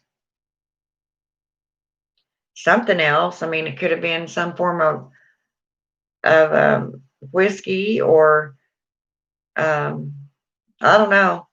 I don't know. Or I don't know what they would have used for that.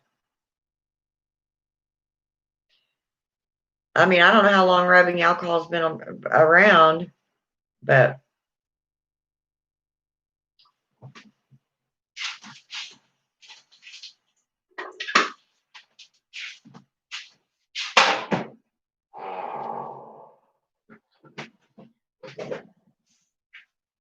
I think tomorrow I'm going to make me some chicken and dumplings. I think so. If so, I need to thaw the chicken out tonight. That's what I need to be doing. Mhm.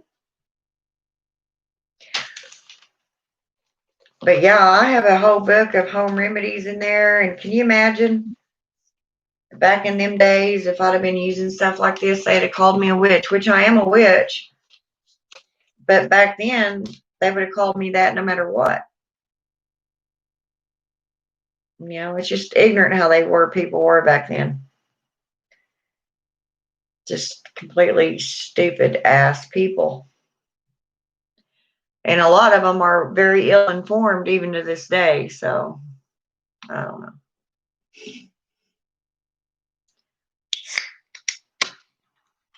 Yeah, they did. Yeah. Before the panic set in, those women were usually called the wise women. Everybody else in their per se village or community would say, well, so and so, I can't get him to quit coughing. Let's go see the wise woman. Well, then the church came in with their idea about, these women that did this sort of thing were getting their ideas from the devil. And in reality, they were just jealous because they never thought they weren't smart enough to figure any of this stuff out. So therefore, where are they getting this information, this education? It had to be from the devil. That's what them ignorant people thought. Just a knowledge of plants. If you experiment with something long enough, the same thing you do in science labs nowadays, they were doing in their homes on a little wooden bench, hundreds and hundreds of years ago. Some witches probably even offered, yeah, yeah, yeah. Yeah, I'm sure they did. They came over and um, would help deliver babies, um, or take care of the mother after she had gave birth. Clean her house, and the man would usually pay her in one form or another, whether it be food or sometimes seeds. Sometimes they got paid with actual seed. Um, there was one point too that when the woman got elderly, um, of course, you see all these pictures with these witches depicted with these little crooked canes, and they're all bent over. Well, of course, what do we all look like as we get older? Pretty much that picture, you know. Um, they didn't have anybody to take care of them. So they pretty much died lonely, and not very, not that there is such thing as a good death, but very lonely deaths. Um, even like during the winter time, if they weren't still strong enough to get out and get their own wood, well, they would freeze to death because nobody else would help them whenever the panic set in. After even though that woman had been helping that community all them years before, because somebody started a vicious rumor and was doing too much acid or whatever the hell they were doing on their God trip. This lady was shunned and died, this way. It's so sad. And more than likely, she wasn't even a witch, as we would think of a witch today, as I claim to be a witch, as you claim to be witches. You know, she's just a lonely old woman. I mean, she could have been married before. Maybe her husband died.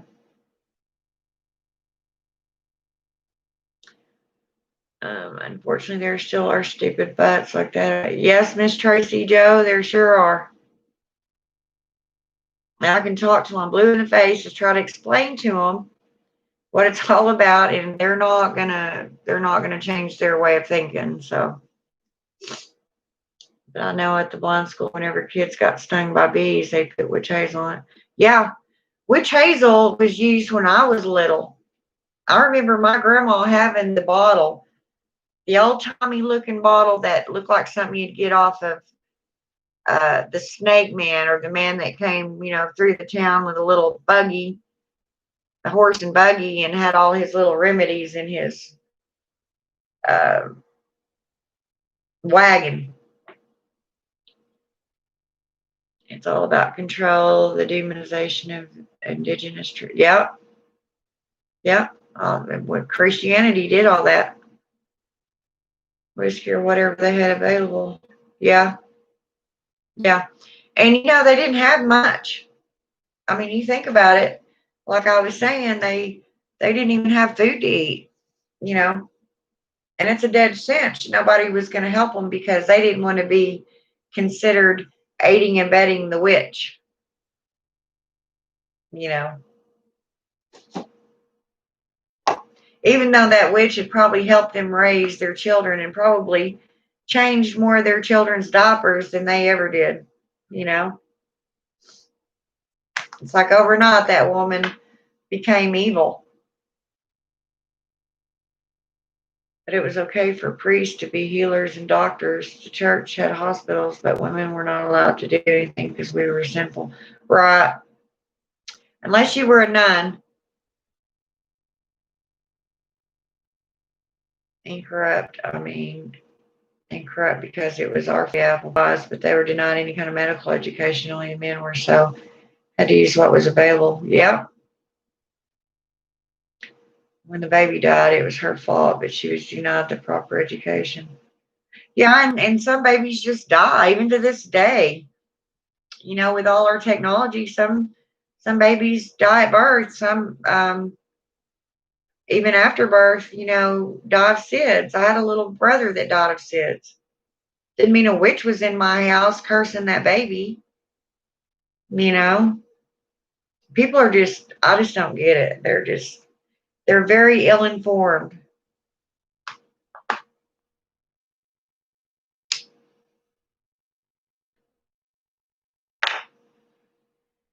Um, I had somebody else uh, asking me the other day about Ouija boards, and I told him, I said, you just need to look back on my videos, because I don't use Ouija boards. Um, First of all, I don't need a Ouija board. I just don't. If I want to contact a spirit or call on a spirit, I'll stand in the middle of my room and do that, because I am a witch and that's what I do. I don't need those sort of things. I don't need that tool.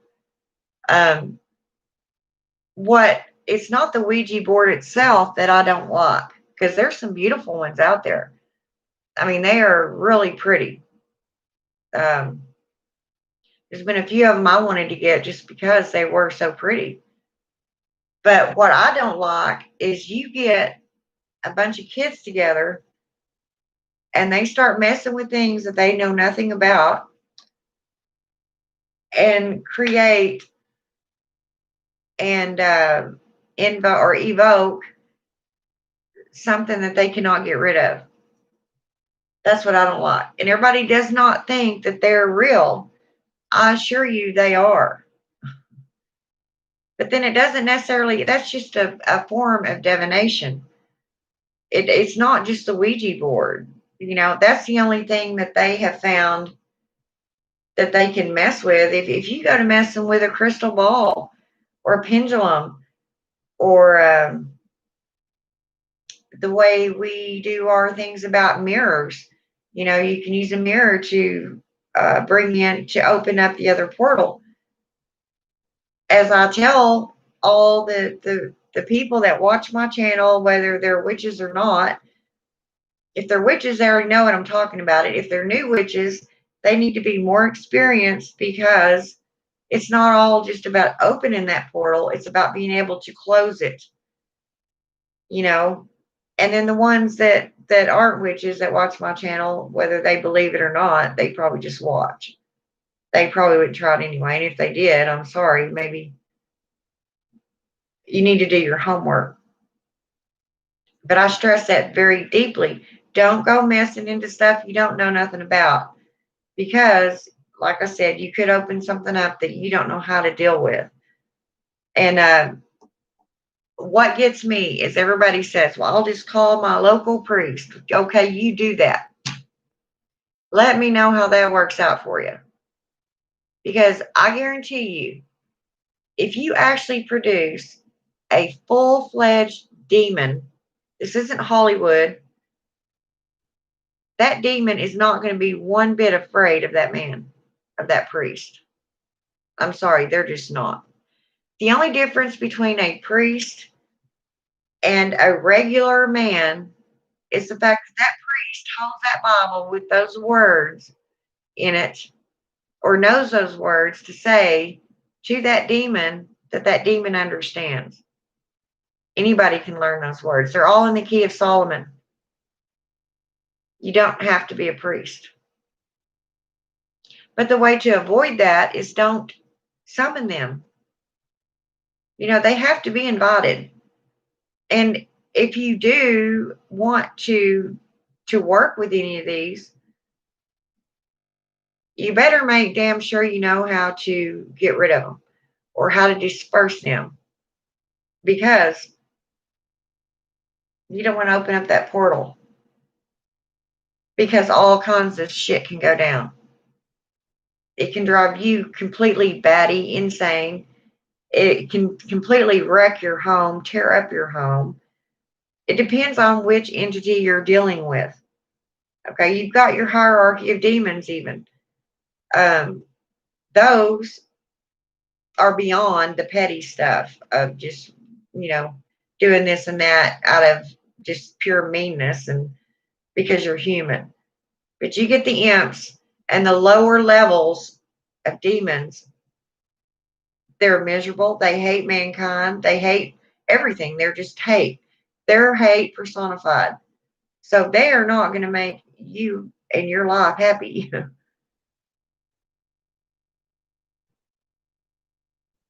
Yeah, let's not get started on the whole Putnam family using witch theory as a means to get rid of anyone that pissed them off. Right. Then they did that. Or if a woman seen her husband looking at another woman, he may just glance over at her. Well, she automatically thinks he's ogling her and claims she's a witch just to get rid of her so her husband ain't attracted to her. That kind of shit really did happen. Keep into account mental illness and oppressive spirits too. To me, it's the worst and most. Yes, you're right, Aiden. That's what I'm saying. They can do damage to you if you get a hold of the wrong one. I'm a firm believer that a lot of these people that are schizophrenic at some point or another, and you think back in the old days, people that had schizophrenia, you can only imagine what they thought. Number one, schizophrenia wasn't even heard of. It was not even a medical condition at the time.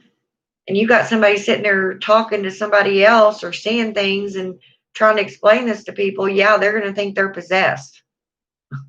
They're going to think there's a demon in them because everything back then revolved around the cross. And anything out of the ordinary that was not the Christian path was considered demonic or heresy.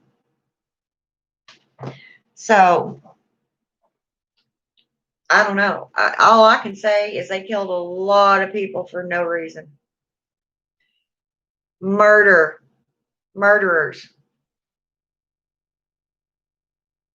Out and out, cold-blooded murder.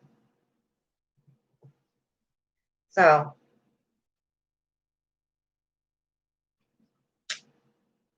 what do you say to that? I'm sure their God was extremely happy with them at that time, weren't they? While they're out there setting fire, to them women or hanging them.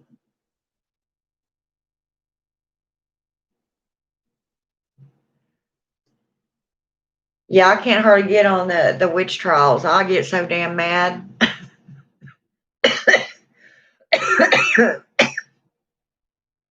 I really do. I get extremely fired up about them witch trials.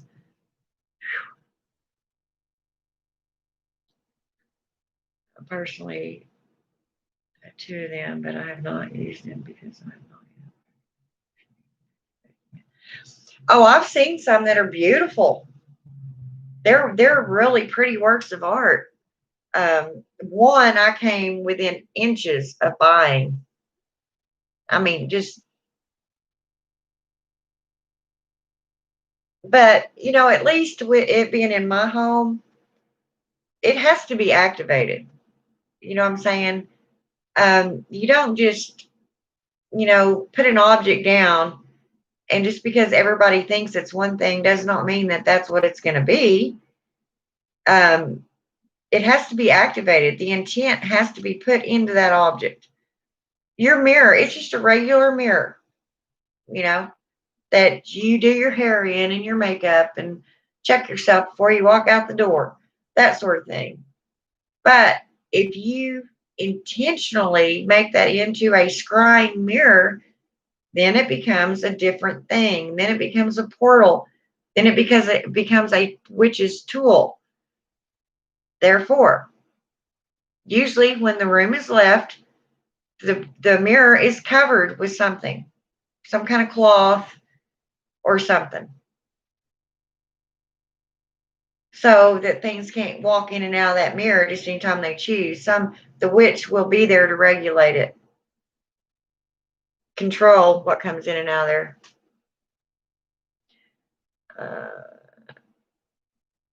Okay.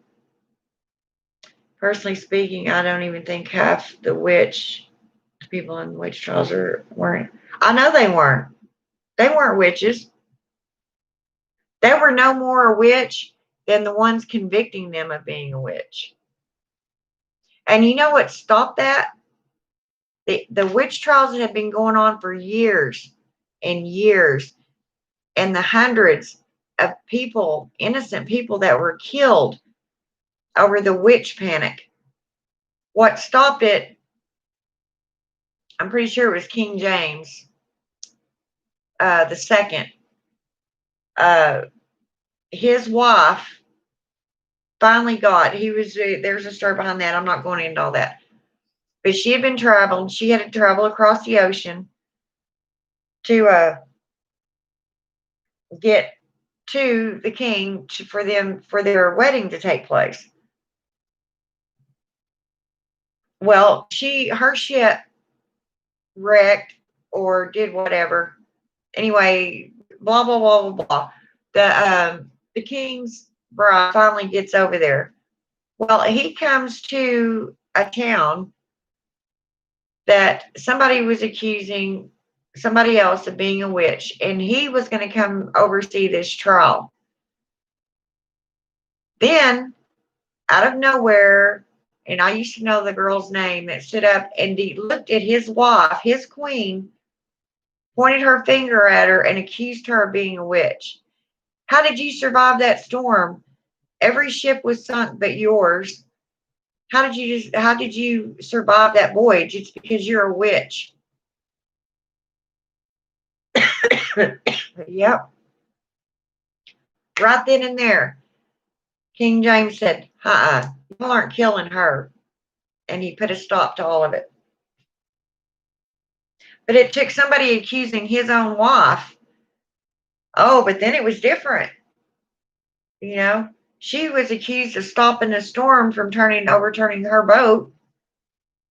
She couldn't prove any different, but they weren't about to be able to drown her, burn her, or torture her. Now were they? Because she was the queen.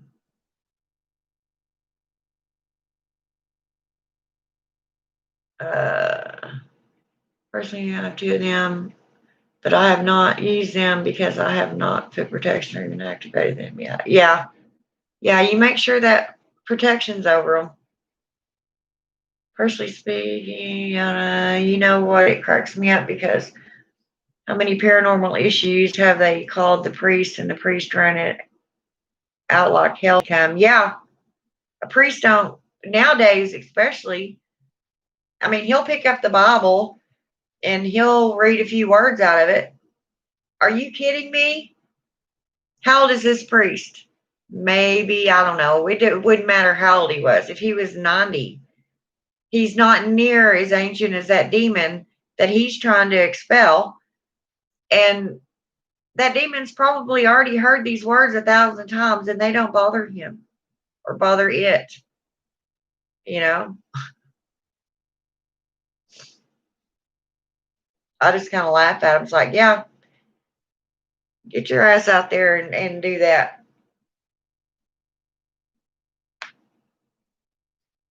Set his butt on fire where he ran out. Yep. Not as easy as they think, is it? It happened with Amityville. It happened with the ram in. Or supposedly, if it isn't having sex. What? You lost me, Lady Blumel. Hex, okay. Some herbs that you even use to cleanse actually make demons stronger. Yeah. Actually, I did a video a while back, and I need to finish up that series on little known facts about the witch trials. Yeah. I have probably read every book.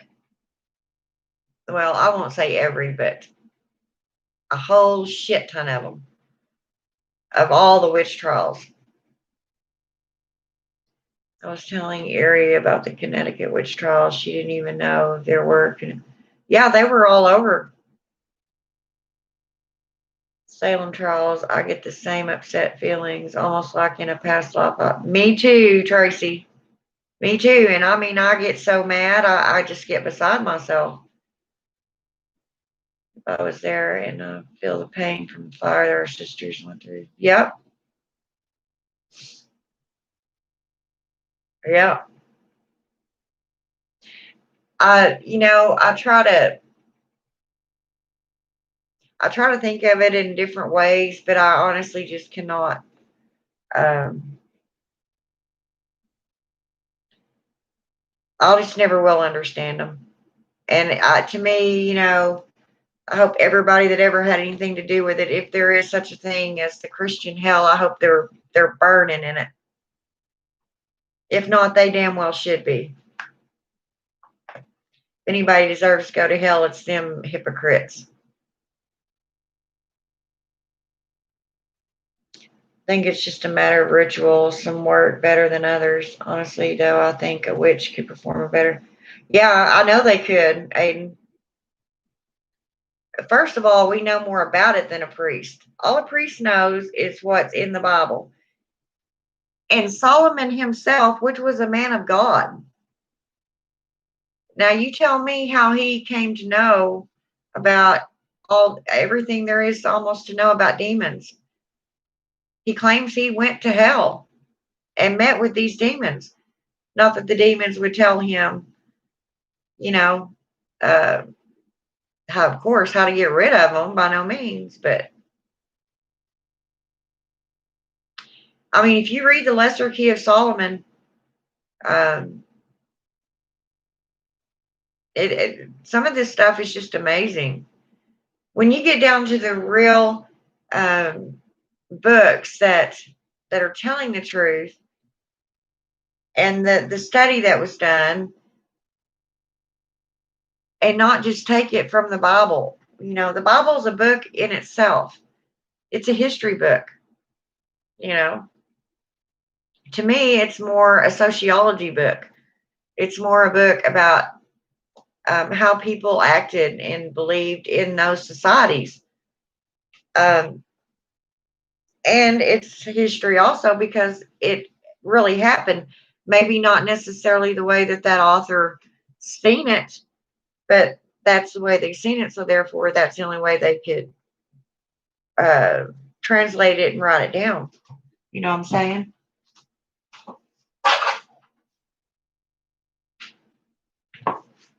And I'm not saying there's not a God that the Christians worship. You know, um,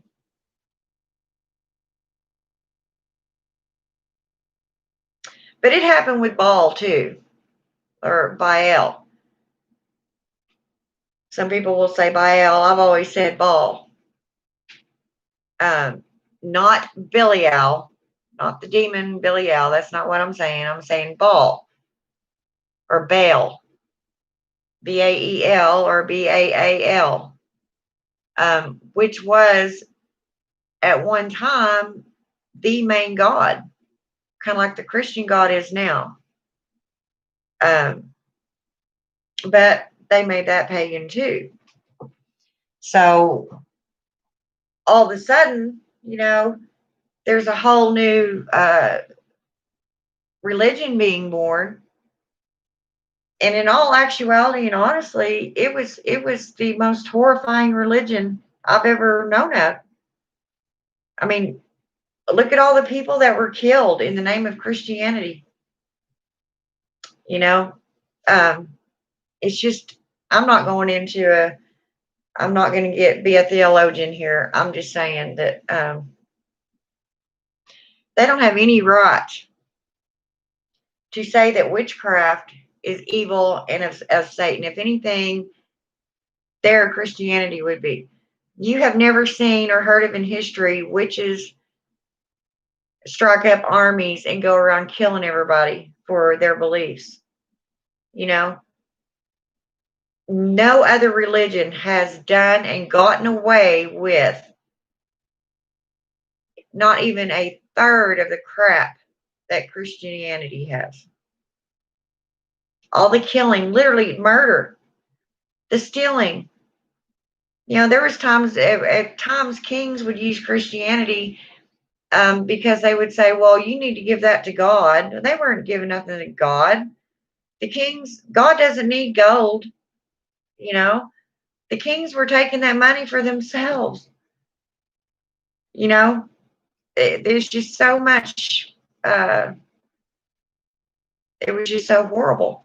And the Knights Templar, from how they had been taught, they were serving their Lord and supposed to be. So they defended that, live deaths.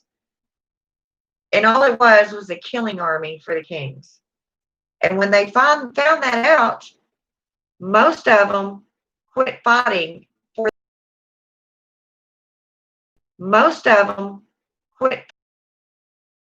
And they did. I forget which king it was, ordered every single Knights Templar to be killed. Yeah. Yeah. Yay, Christians! Uh, let's see. When his dad, that lady, repeated the King James about what was said on the wedding night, then a king had to have his consummation witnessed. Yeah, somebody had to. There's a whole big long story about that, and I'm not. I mean, I remember some of it, but then there's two stories, so I better not look that up again because I know one of them. And I can't remember if it was a king, one of the King James. One of them was actually gay, and he only married to satisfy his duty in uh, his kingdom. But they had it all planned out. He didn't even want to sleep with his wife to consummate their marriage. That he brought one of the servants in and made him sleep with his wife until she got pregnant. So the next king was not that king's son. He was not the rightful heir to the throne. Never been proven. But because back then, of course, they didn't have DNA tests. But anybody could have heard what he was whisperingly when he was getting up. Anybody could have heard what he was whisperingly when he was getting his freak on. It could have been spread down through. It could have been spread down through the maids. Yeah. Yeah. Amityville in the ram and had priest take off running because the demon basically kicked him out. Yeah. The demon laughed at him and said, dude, you need to go on. This ain't your business. Hey, darling, I think if most Christians knew their own history better, they wouldn't be Christian anymore. Well, they would make excuses for it. I know they would because they have whenever I've discussed this with them. And in a way, they're right. I mean, it's not the religion's fault. The religion itself is not. They didn't tell people to go do these things. What happened was some of the more selfish individuals took it and used it to where it became bad. It became a bad thing. You know what I'm saying? I mean, the idea of Christianity is not a bad idea. You know, it's pretty much witchcraft. It's pretty much what most witches do. We want peace, we want harmony, we want the world to be happy. Everything and all humans and animals to be healthy and taken care of, and you know what I'm saying. And we love our gods and goddesses. The only difference is there's in Christianity there's only one God unless you're in another religion, which is Catholicism. Not saying anything bad about the Catholics, but it is the only other church that you will see that will come close to anything you'd see in witchcraft. All the statues of the saints, same as all our gods and goddesses. We may have our main god or goddess, but then there's other ones around them, same as in the Catholic Church. Mary, um, you know, she's revered. Then you have the God, and then you have the Son, as in Jesus Christ. So there you've got another deity. They're deities also. They're just called something different.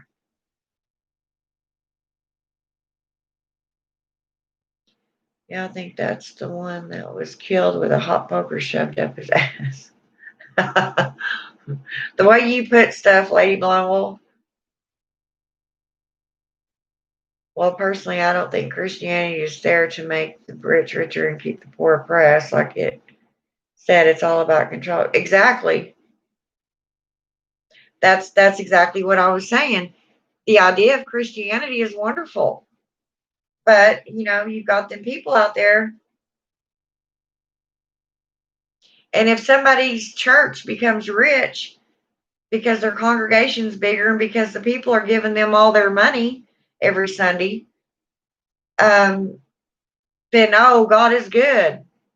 But what about the little country church, down the lane where everybody shares and gets along, and nobody feels bad because they go to church with not such a great dress on, you know, or they don't have that beautiful necklace that this other woman had on in their last church because her husband had more money and he bought her this beautiful ruby necklace. And she wears it to church to show it off because God is good.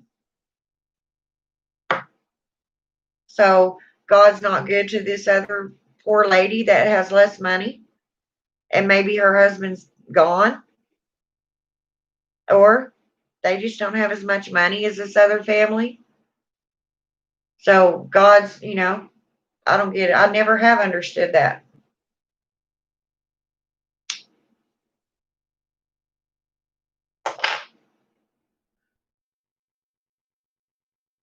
I believe there was a story that a woman had supposedly gotten pregnant, but the king was dead. So she said that the king's son was born through divine intervention. Yeah, same as Mary. That particular baby was born in the summer and not the winter.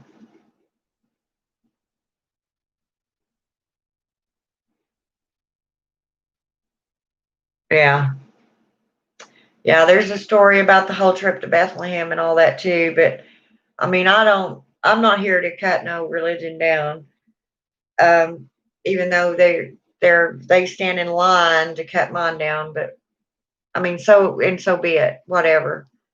I'm just saying, I was raised Christian. My entire family was Christian, and my grandmother um, was an extremely devout Christian, but she was not one of these women that you would see in some of these churches. Um, she wore her dresses and her shoes.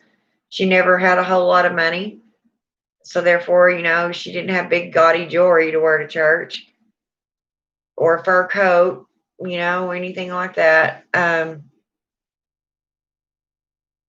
just the way she lived, just the way she was to her family and other people.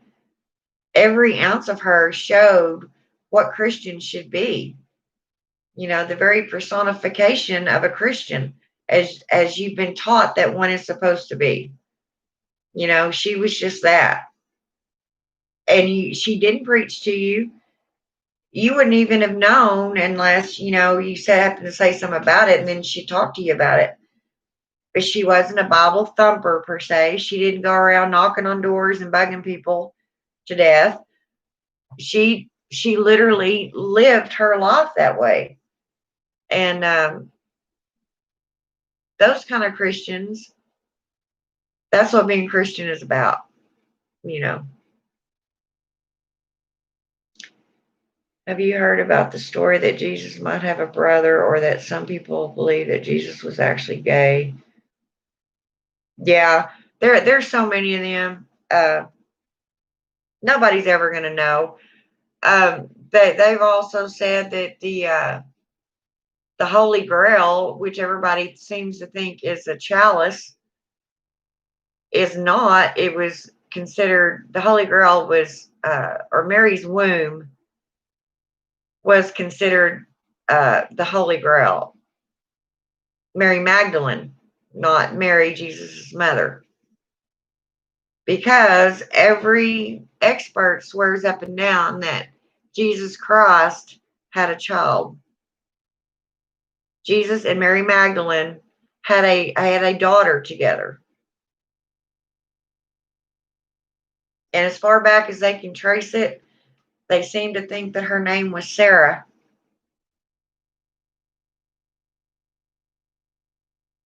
And that she carried on the Jesus's bloodline. And that had to be kept quiet, because what everybody thought about Mary Magdalene.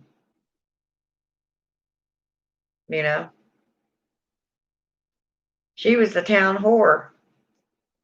So it sure couldn't have been said that Jesus ever had sex with her.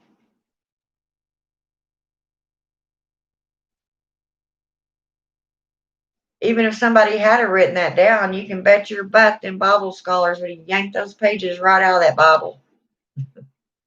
That would have never gotten past anyone. But yeah, there's a lot of theories.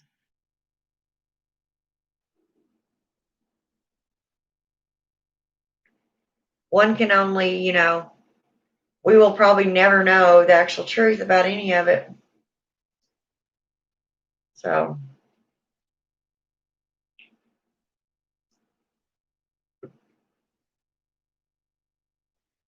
what I mainly don't like is that they think that witches are devil worshippers. That all witches are of the devil. Even the witches that are on the left-hand path. Devil, what's that? I mean, they have deities in a different realm. That's how I look at it.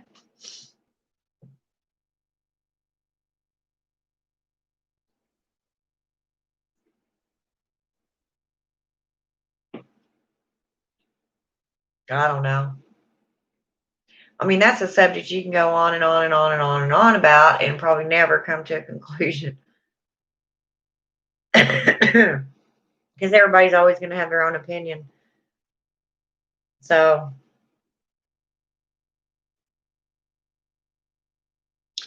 but yeah, it wouldn't surprise me if there wasn't a bloodline to Jesus Christ somewhere, somehow.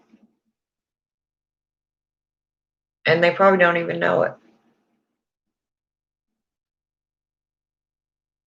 And the deal about Mary, the Immaculate Conception, or whatever you call it, you have to understand, back in them days, and even nowadays in parts of like the Middle East, Iran, Iraq, Saudi Arabia, places like that, women aren't very revered. I mean, they're treated pretty poorly. And especially back in the biblical times, if a woman ended up pregnant out of wedlock, guess what happened to her? She was stoned. She was killed. So who's to say that Mary and Joseph hadn't actually really been having sex? Mary finds out she's pregnant. Poof. They have to move quickly. Why do you think they were probably going to Bethlehem? So that her and that baby would not be killed.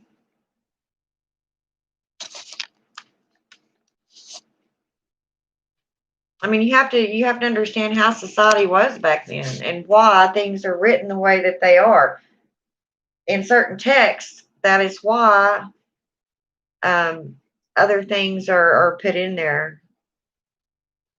Yeah, he could have come in from the back of that tent flap and did what he needed to do. Yeah. Yep. I mean, so, Mary and Joseph got married right quick. I mean, clearly we know it wasn't the milkman who helped make the baby. No, Lady Blumwell. But, he couldn't possibly say anything because even though it was probably his fault, I'm sure he was the aggressor. Um, uh, he couldn't possibly tell anybody. That would be a death sentence for her, especially back then, you know?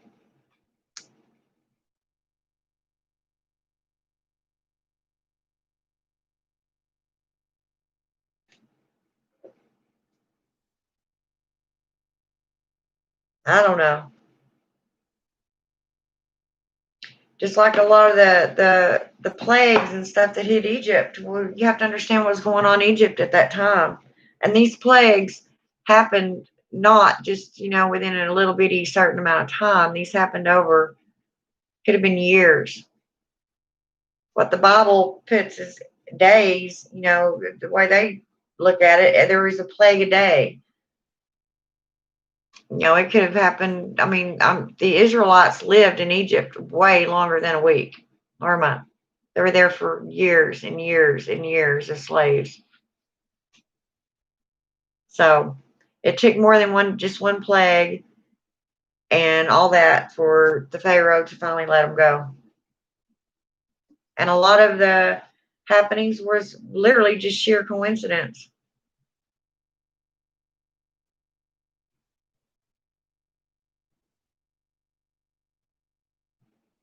But that's neither here nor there either. I'm just saying things can be written down, and who knows, the original Bible or these books that were written, that it's been said too that there's a bunch of pages not in those in the Bible that were made to be left out, that weren't allowed to be printed. Um, Different accounts.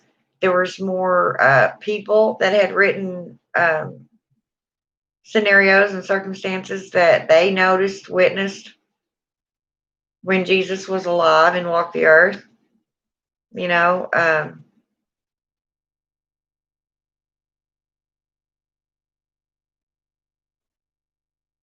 I don't know. I mean, it's just like with anything else nowadays. We can pretty much explain scientifically why most things occur. You know, um, and in all honesty, it's kind of sad because a lot of us want to believe um, that, and some of us do know that other things exist outside of us, but things just didn't happen the exact way that it is written down. You know, and of course we don't know. We weren't there. All we can do is go by history books, textbooks, what has been supposedly passed down all these hundreds and thousands of years. So, I mean, thing about witchcraft, it's about you, you know. Some witches don't even have a god or goddess. They use the elements, and that's it, or they have certain spirit guides. Um, I don't understand that. Uh, I can't imagine my life without Hecate in it, or her, you know, watching over me. But that's my path. That's my preference, and That's one thing we don't do on this path is judge, or, most of us don't. Um, Now, like I've said before, I do hear some witches come up with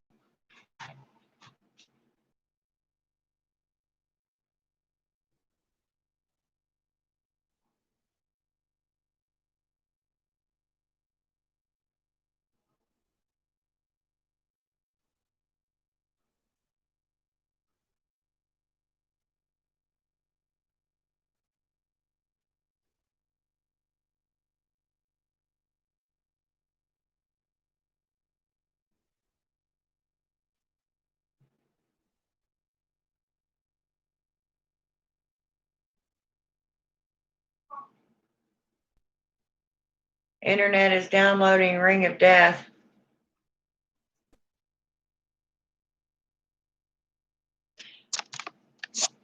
Anyway, this book right here,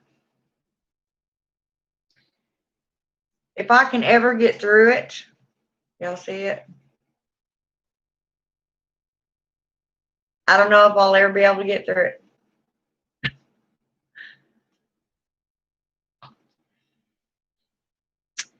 My.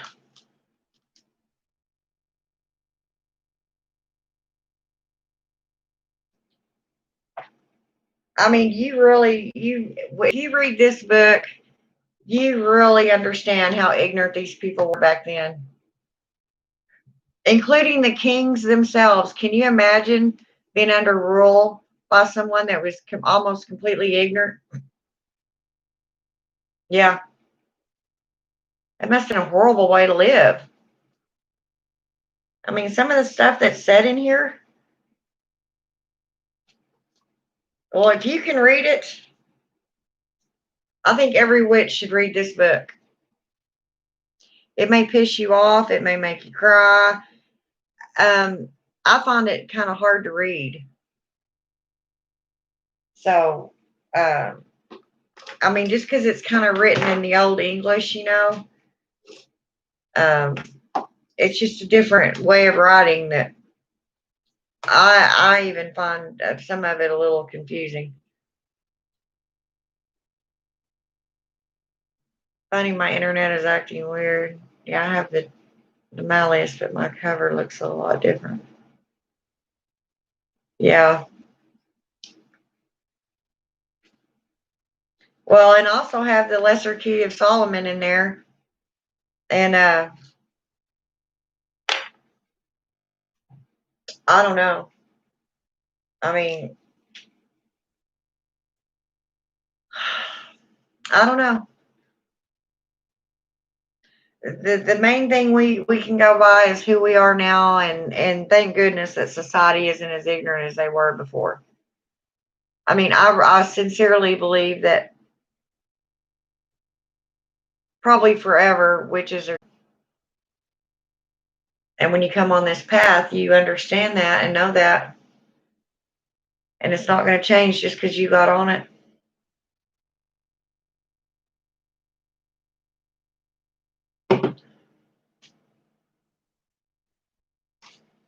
It's sad but true.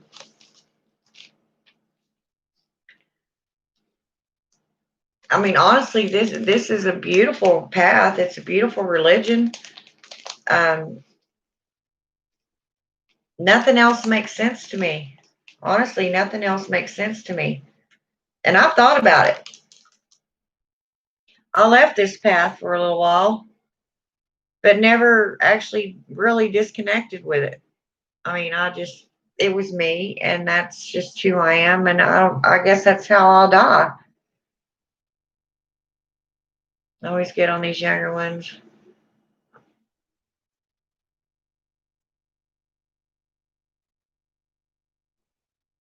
And there are ones about learning their history. Right, it's very important. Even people who weren't witches were actually tortured. Yep. Most of them weren't witches. They killed innocent people.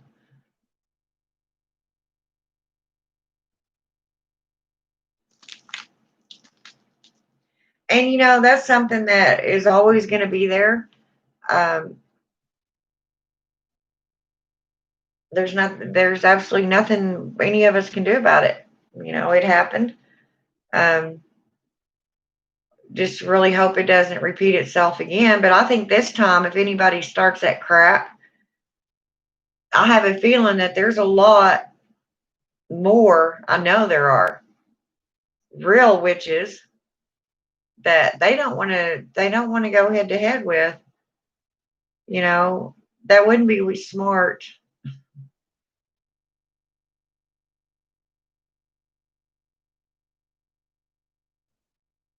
I mean, I'm just glad, right? Our day and age, that everybody has the right to believe how they want.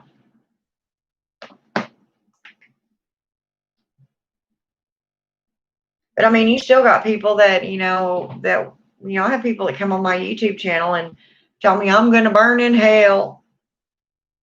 Okay. Well, it would help if Christianity would actually acknowledge what they did and own and look at their own history too. Right. But they're never going to do that. I'm not saying some of them haven't and don't know what happened.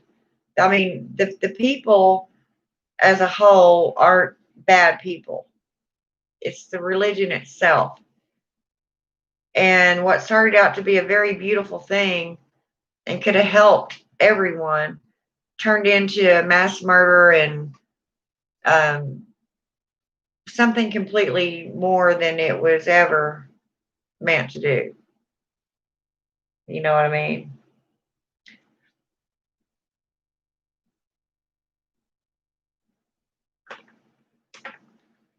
And you can't tell me all them guys in Rome that were Catholics and in the Senate uh, lived a Christian life. Shoot, no. They had orgies all the time. They were drinking all the time. Yeah.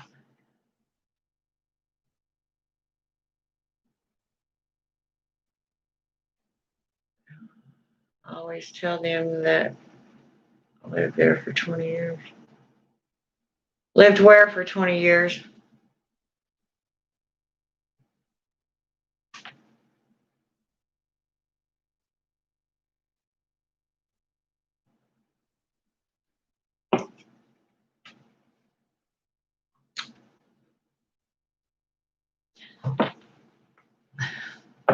But, the way I look at it is every single person has the right to believe in what they want to believe.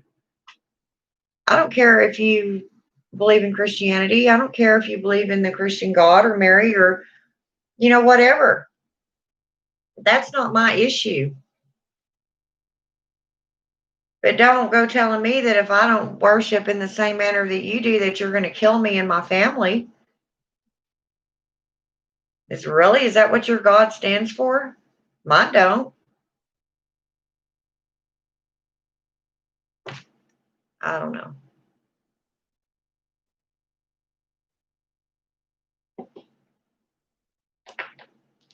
I can't tell you.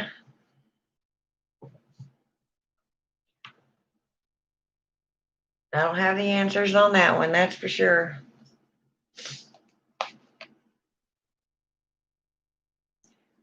How many church sanctioned marriages were there with the cousins, not to mention kids as young as 11 years old? Yep.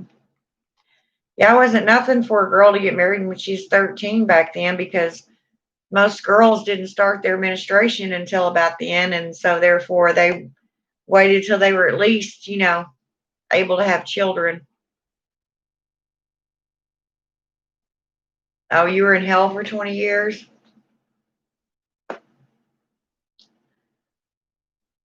Yeah.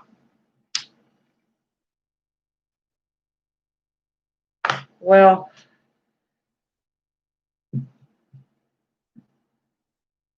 I don't know. I mean,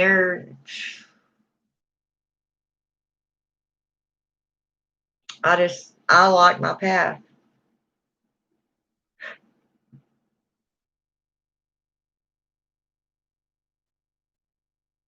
And honestly, I'm not really good at doing anything.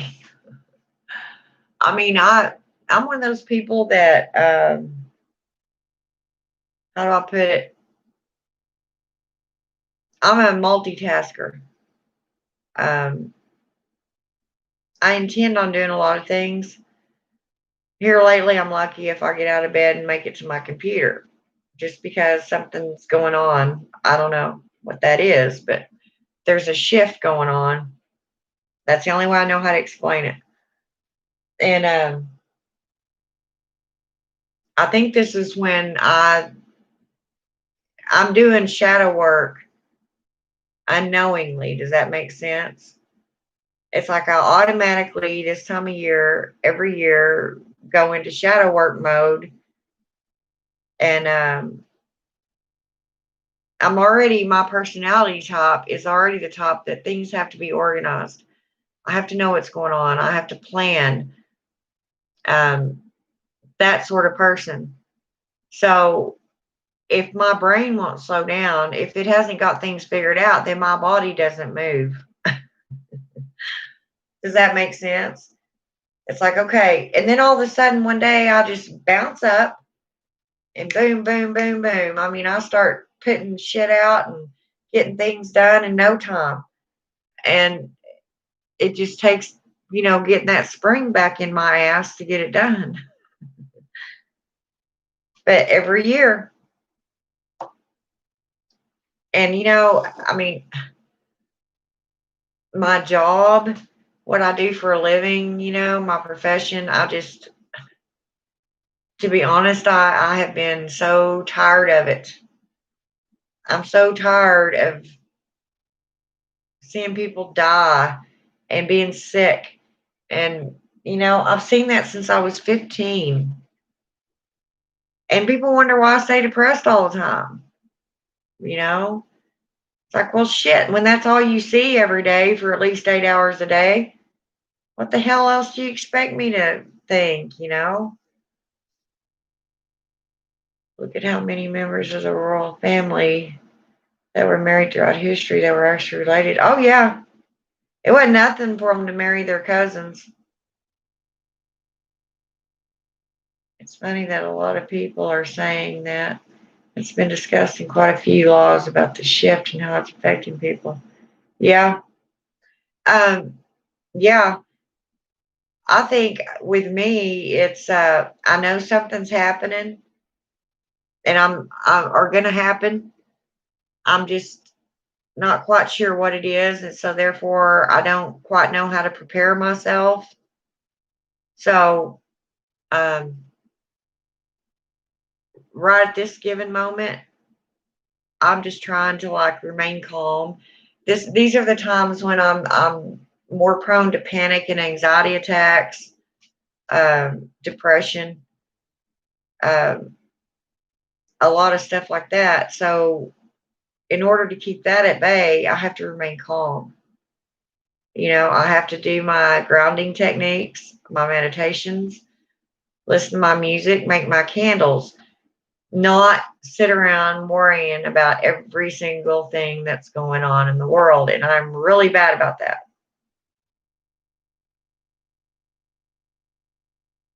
I'm just a very odd duck.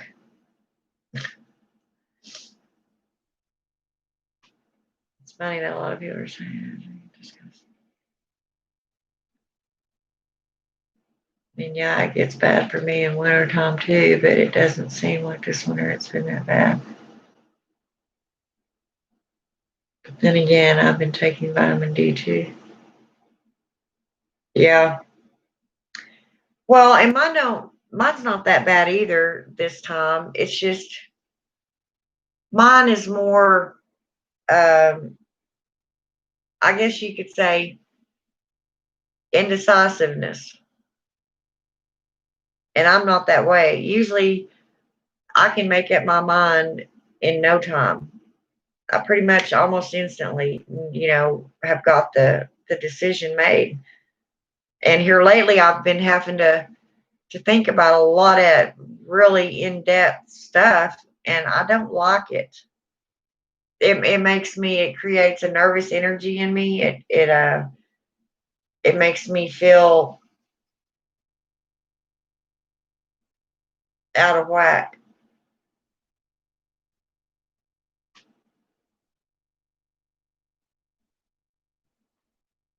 Sorry, I just heard something.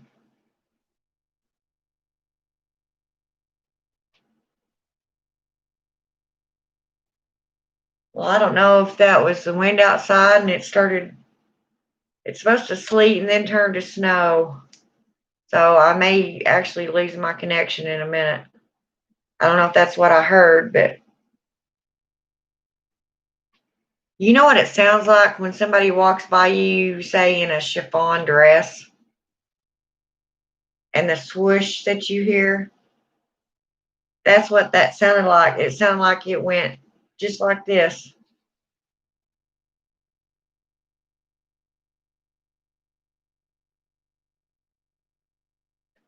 That's what it is. It's starting to sleet or snow out there. I mean, I was charging that poppet and I was standing at the altar and reached down to move my hand over the poppet and I can feel like needles coming up my arm. Yeah, that's the energy flow. Did you get it finished? You didn't stop, did you? I mean, you didn't stop and then come back and finish it later.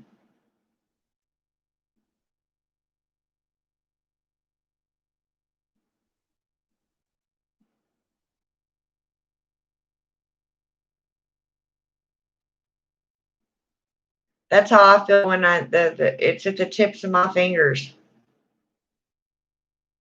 I mean, literally, just like I can just picture in my mind a lightning bolt shooting out of them. That's what it feels like, or little prickles in my hands, like static. I don't know. Can't explain it.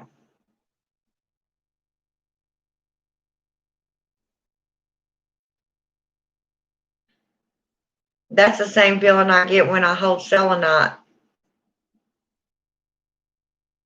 It's like all these little pinpricks in my hands. And the tips of my fingers kind of even get really warm. And sometimes you can see it. They'll actually turn red, extremely red. And I have bad circulation because of my heart issues. But I mean, my fingers, this part of my finger will just turn red as fire.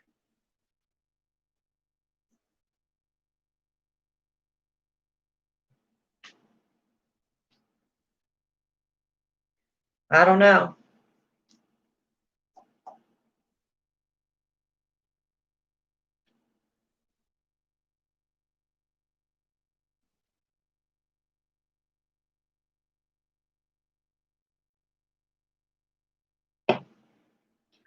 I didn't find my outside cat Meow Meow when I went out there earlier. I hollered for him. He didn't come to me. That worries me. I hope he's okay. Of course, now I am the type of person that will go out in a blizzard looking for a cat or a dog or whatever's lost.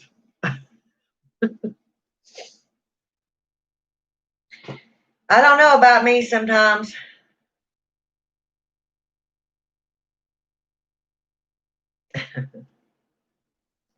but I am a witch.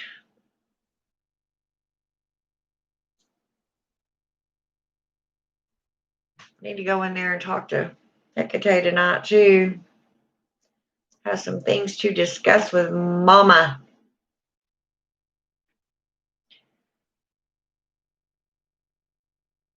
But yeah, I'm not a puppet person.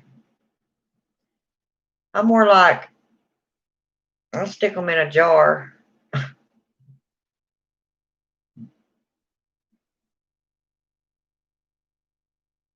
And people were talking about burying stuff. Do me a favor. I've probably asked this before, but do not go and bury stuff in a jar, in a glass jar. Please don't do that.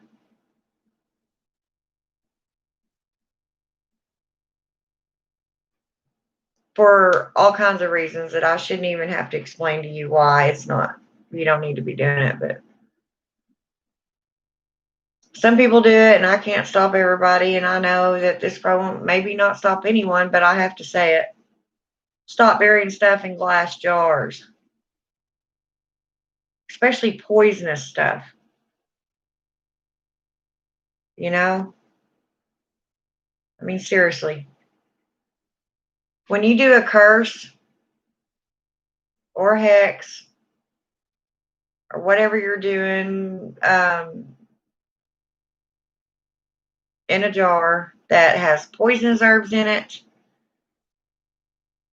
and all that crap, I implore you, do not stick it in the ground to where it can kill one of the animals or disrupt the insects, or you know, because eventually that jar is going to bust.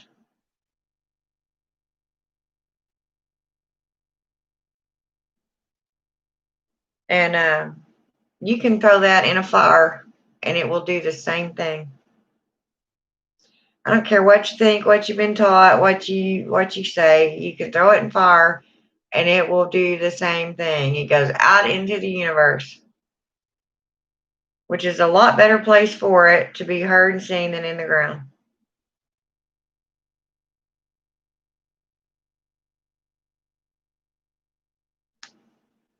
Now, if you're doing a hex and you don't have anything in there that's poisonous, which, in all honesty, most hexes, potions do have poisonous herbs in them. But if they're not, for whatever reason, poisonous, then take them out of the jar. You're encasing them in the ground, or put them in some sort of, they make these little coffin boxes. Or doesn't it? You don't even have to buy one. Just get some little tiny box. You don't need that much to cause a curse or a hex.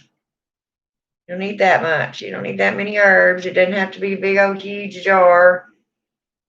No, you can use a matchbox. That matchbox will biodegrade. Remember, as a witch, our first and foremost job is to take care of this earth.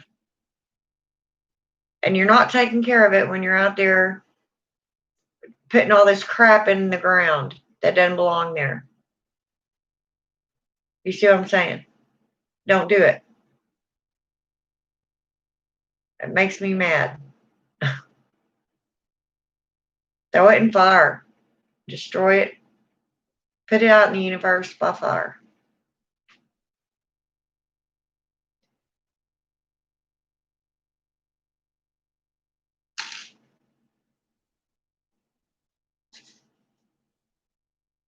Anyway, I got that said. And there's all kinds of herbs too out there that if you insist on doing that, there's all kinds of herbs that can be replaced for poisonous herbs. Believe it or not, the potato is in a poisonous family. Believe it or not.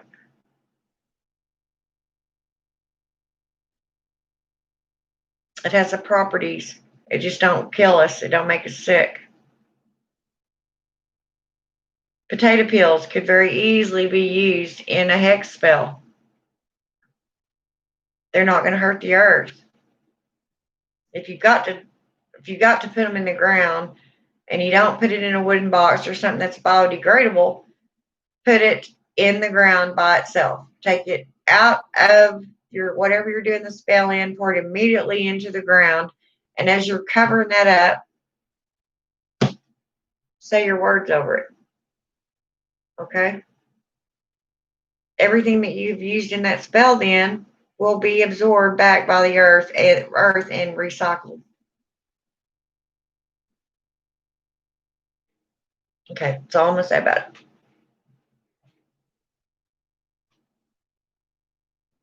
Everybody using all this stuff. Oh, I said I was going to say, just don't do it.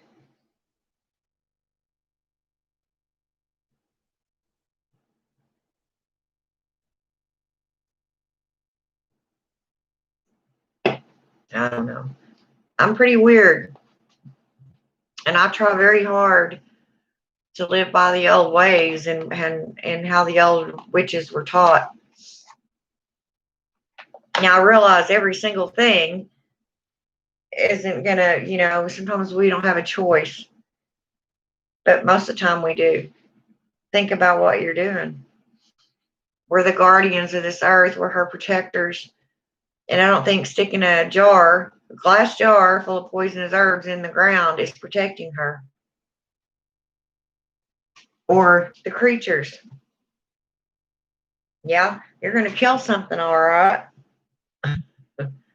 Some poor little bug moseying along, he's minding his own business.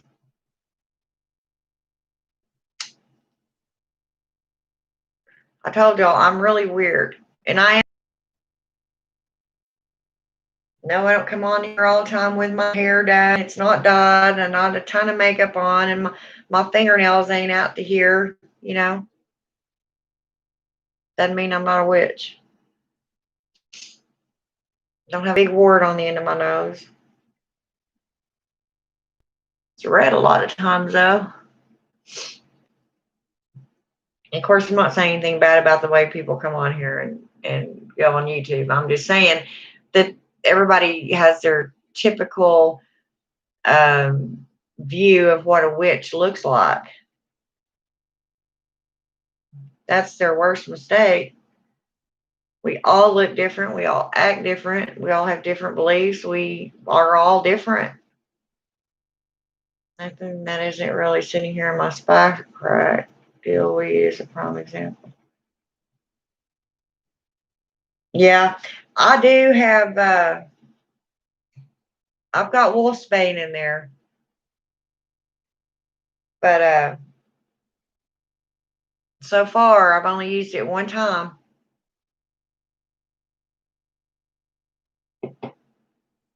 But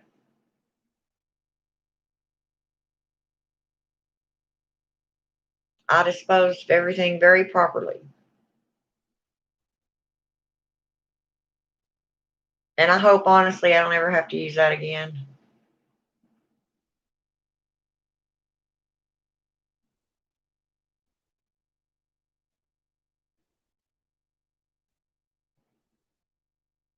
I don't know. Well, are y'all bored yet? I mean, I can sit here and talk to y'all all night. I don't have nothing else to do till I get sleepy anyway. I made my candles last night.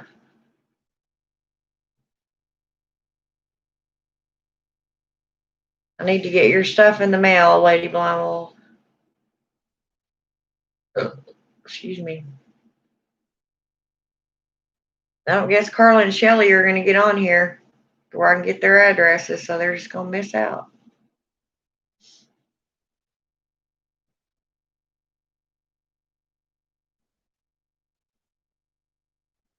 What's weird is a lot of them become my friends on Facebook, and then I forget their names other than their witchy name.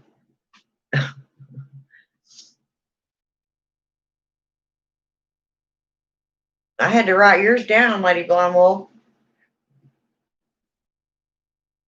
I tell you seriously, my brain just ain't what it used to be, and it hadn't been since I had that heart attack. I don't know.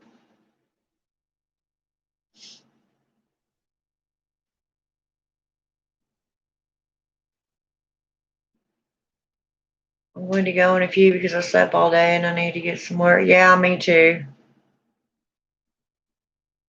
I don't want to though. And I don't have actually enough energy tonight to do a spell.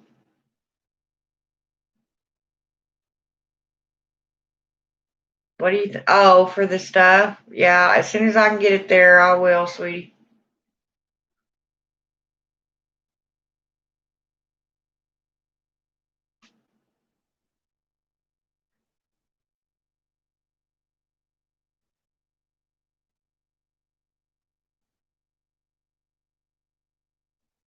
But okay. It shows that there's 2 other people on here, but they're not talking. Unless Aiden, sometimes at work, he'll turn it on and just listen to me and not speak, and because he's working. And then just turn myself in the shower. I'm not on live stream looking like a hot mess. Like me? A hot mess like me?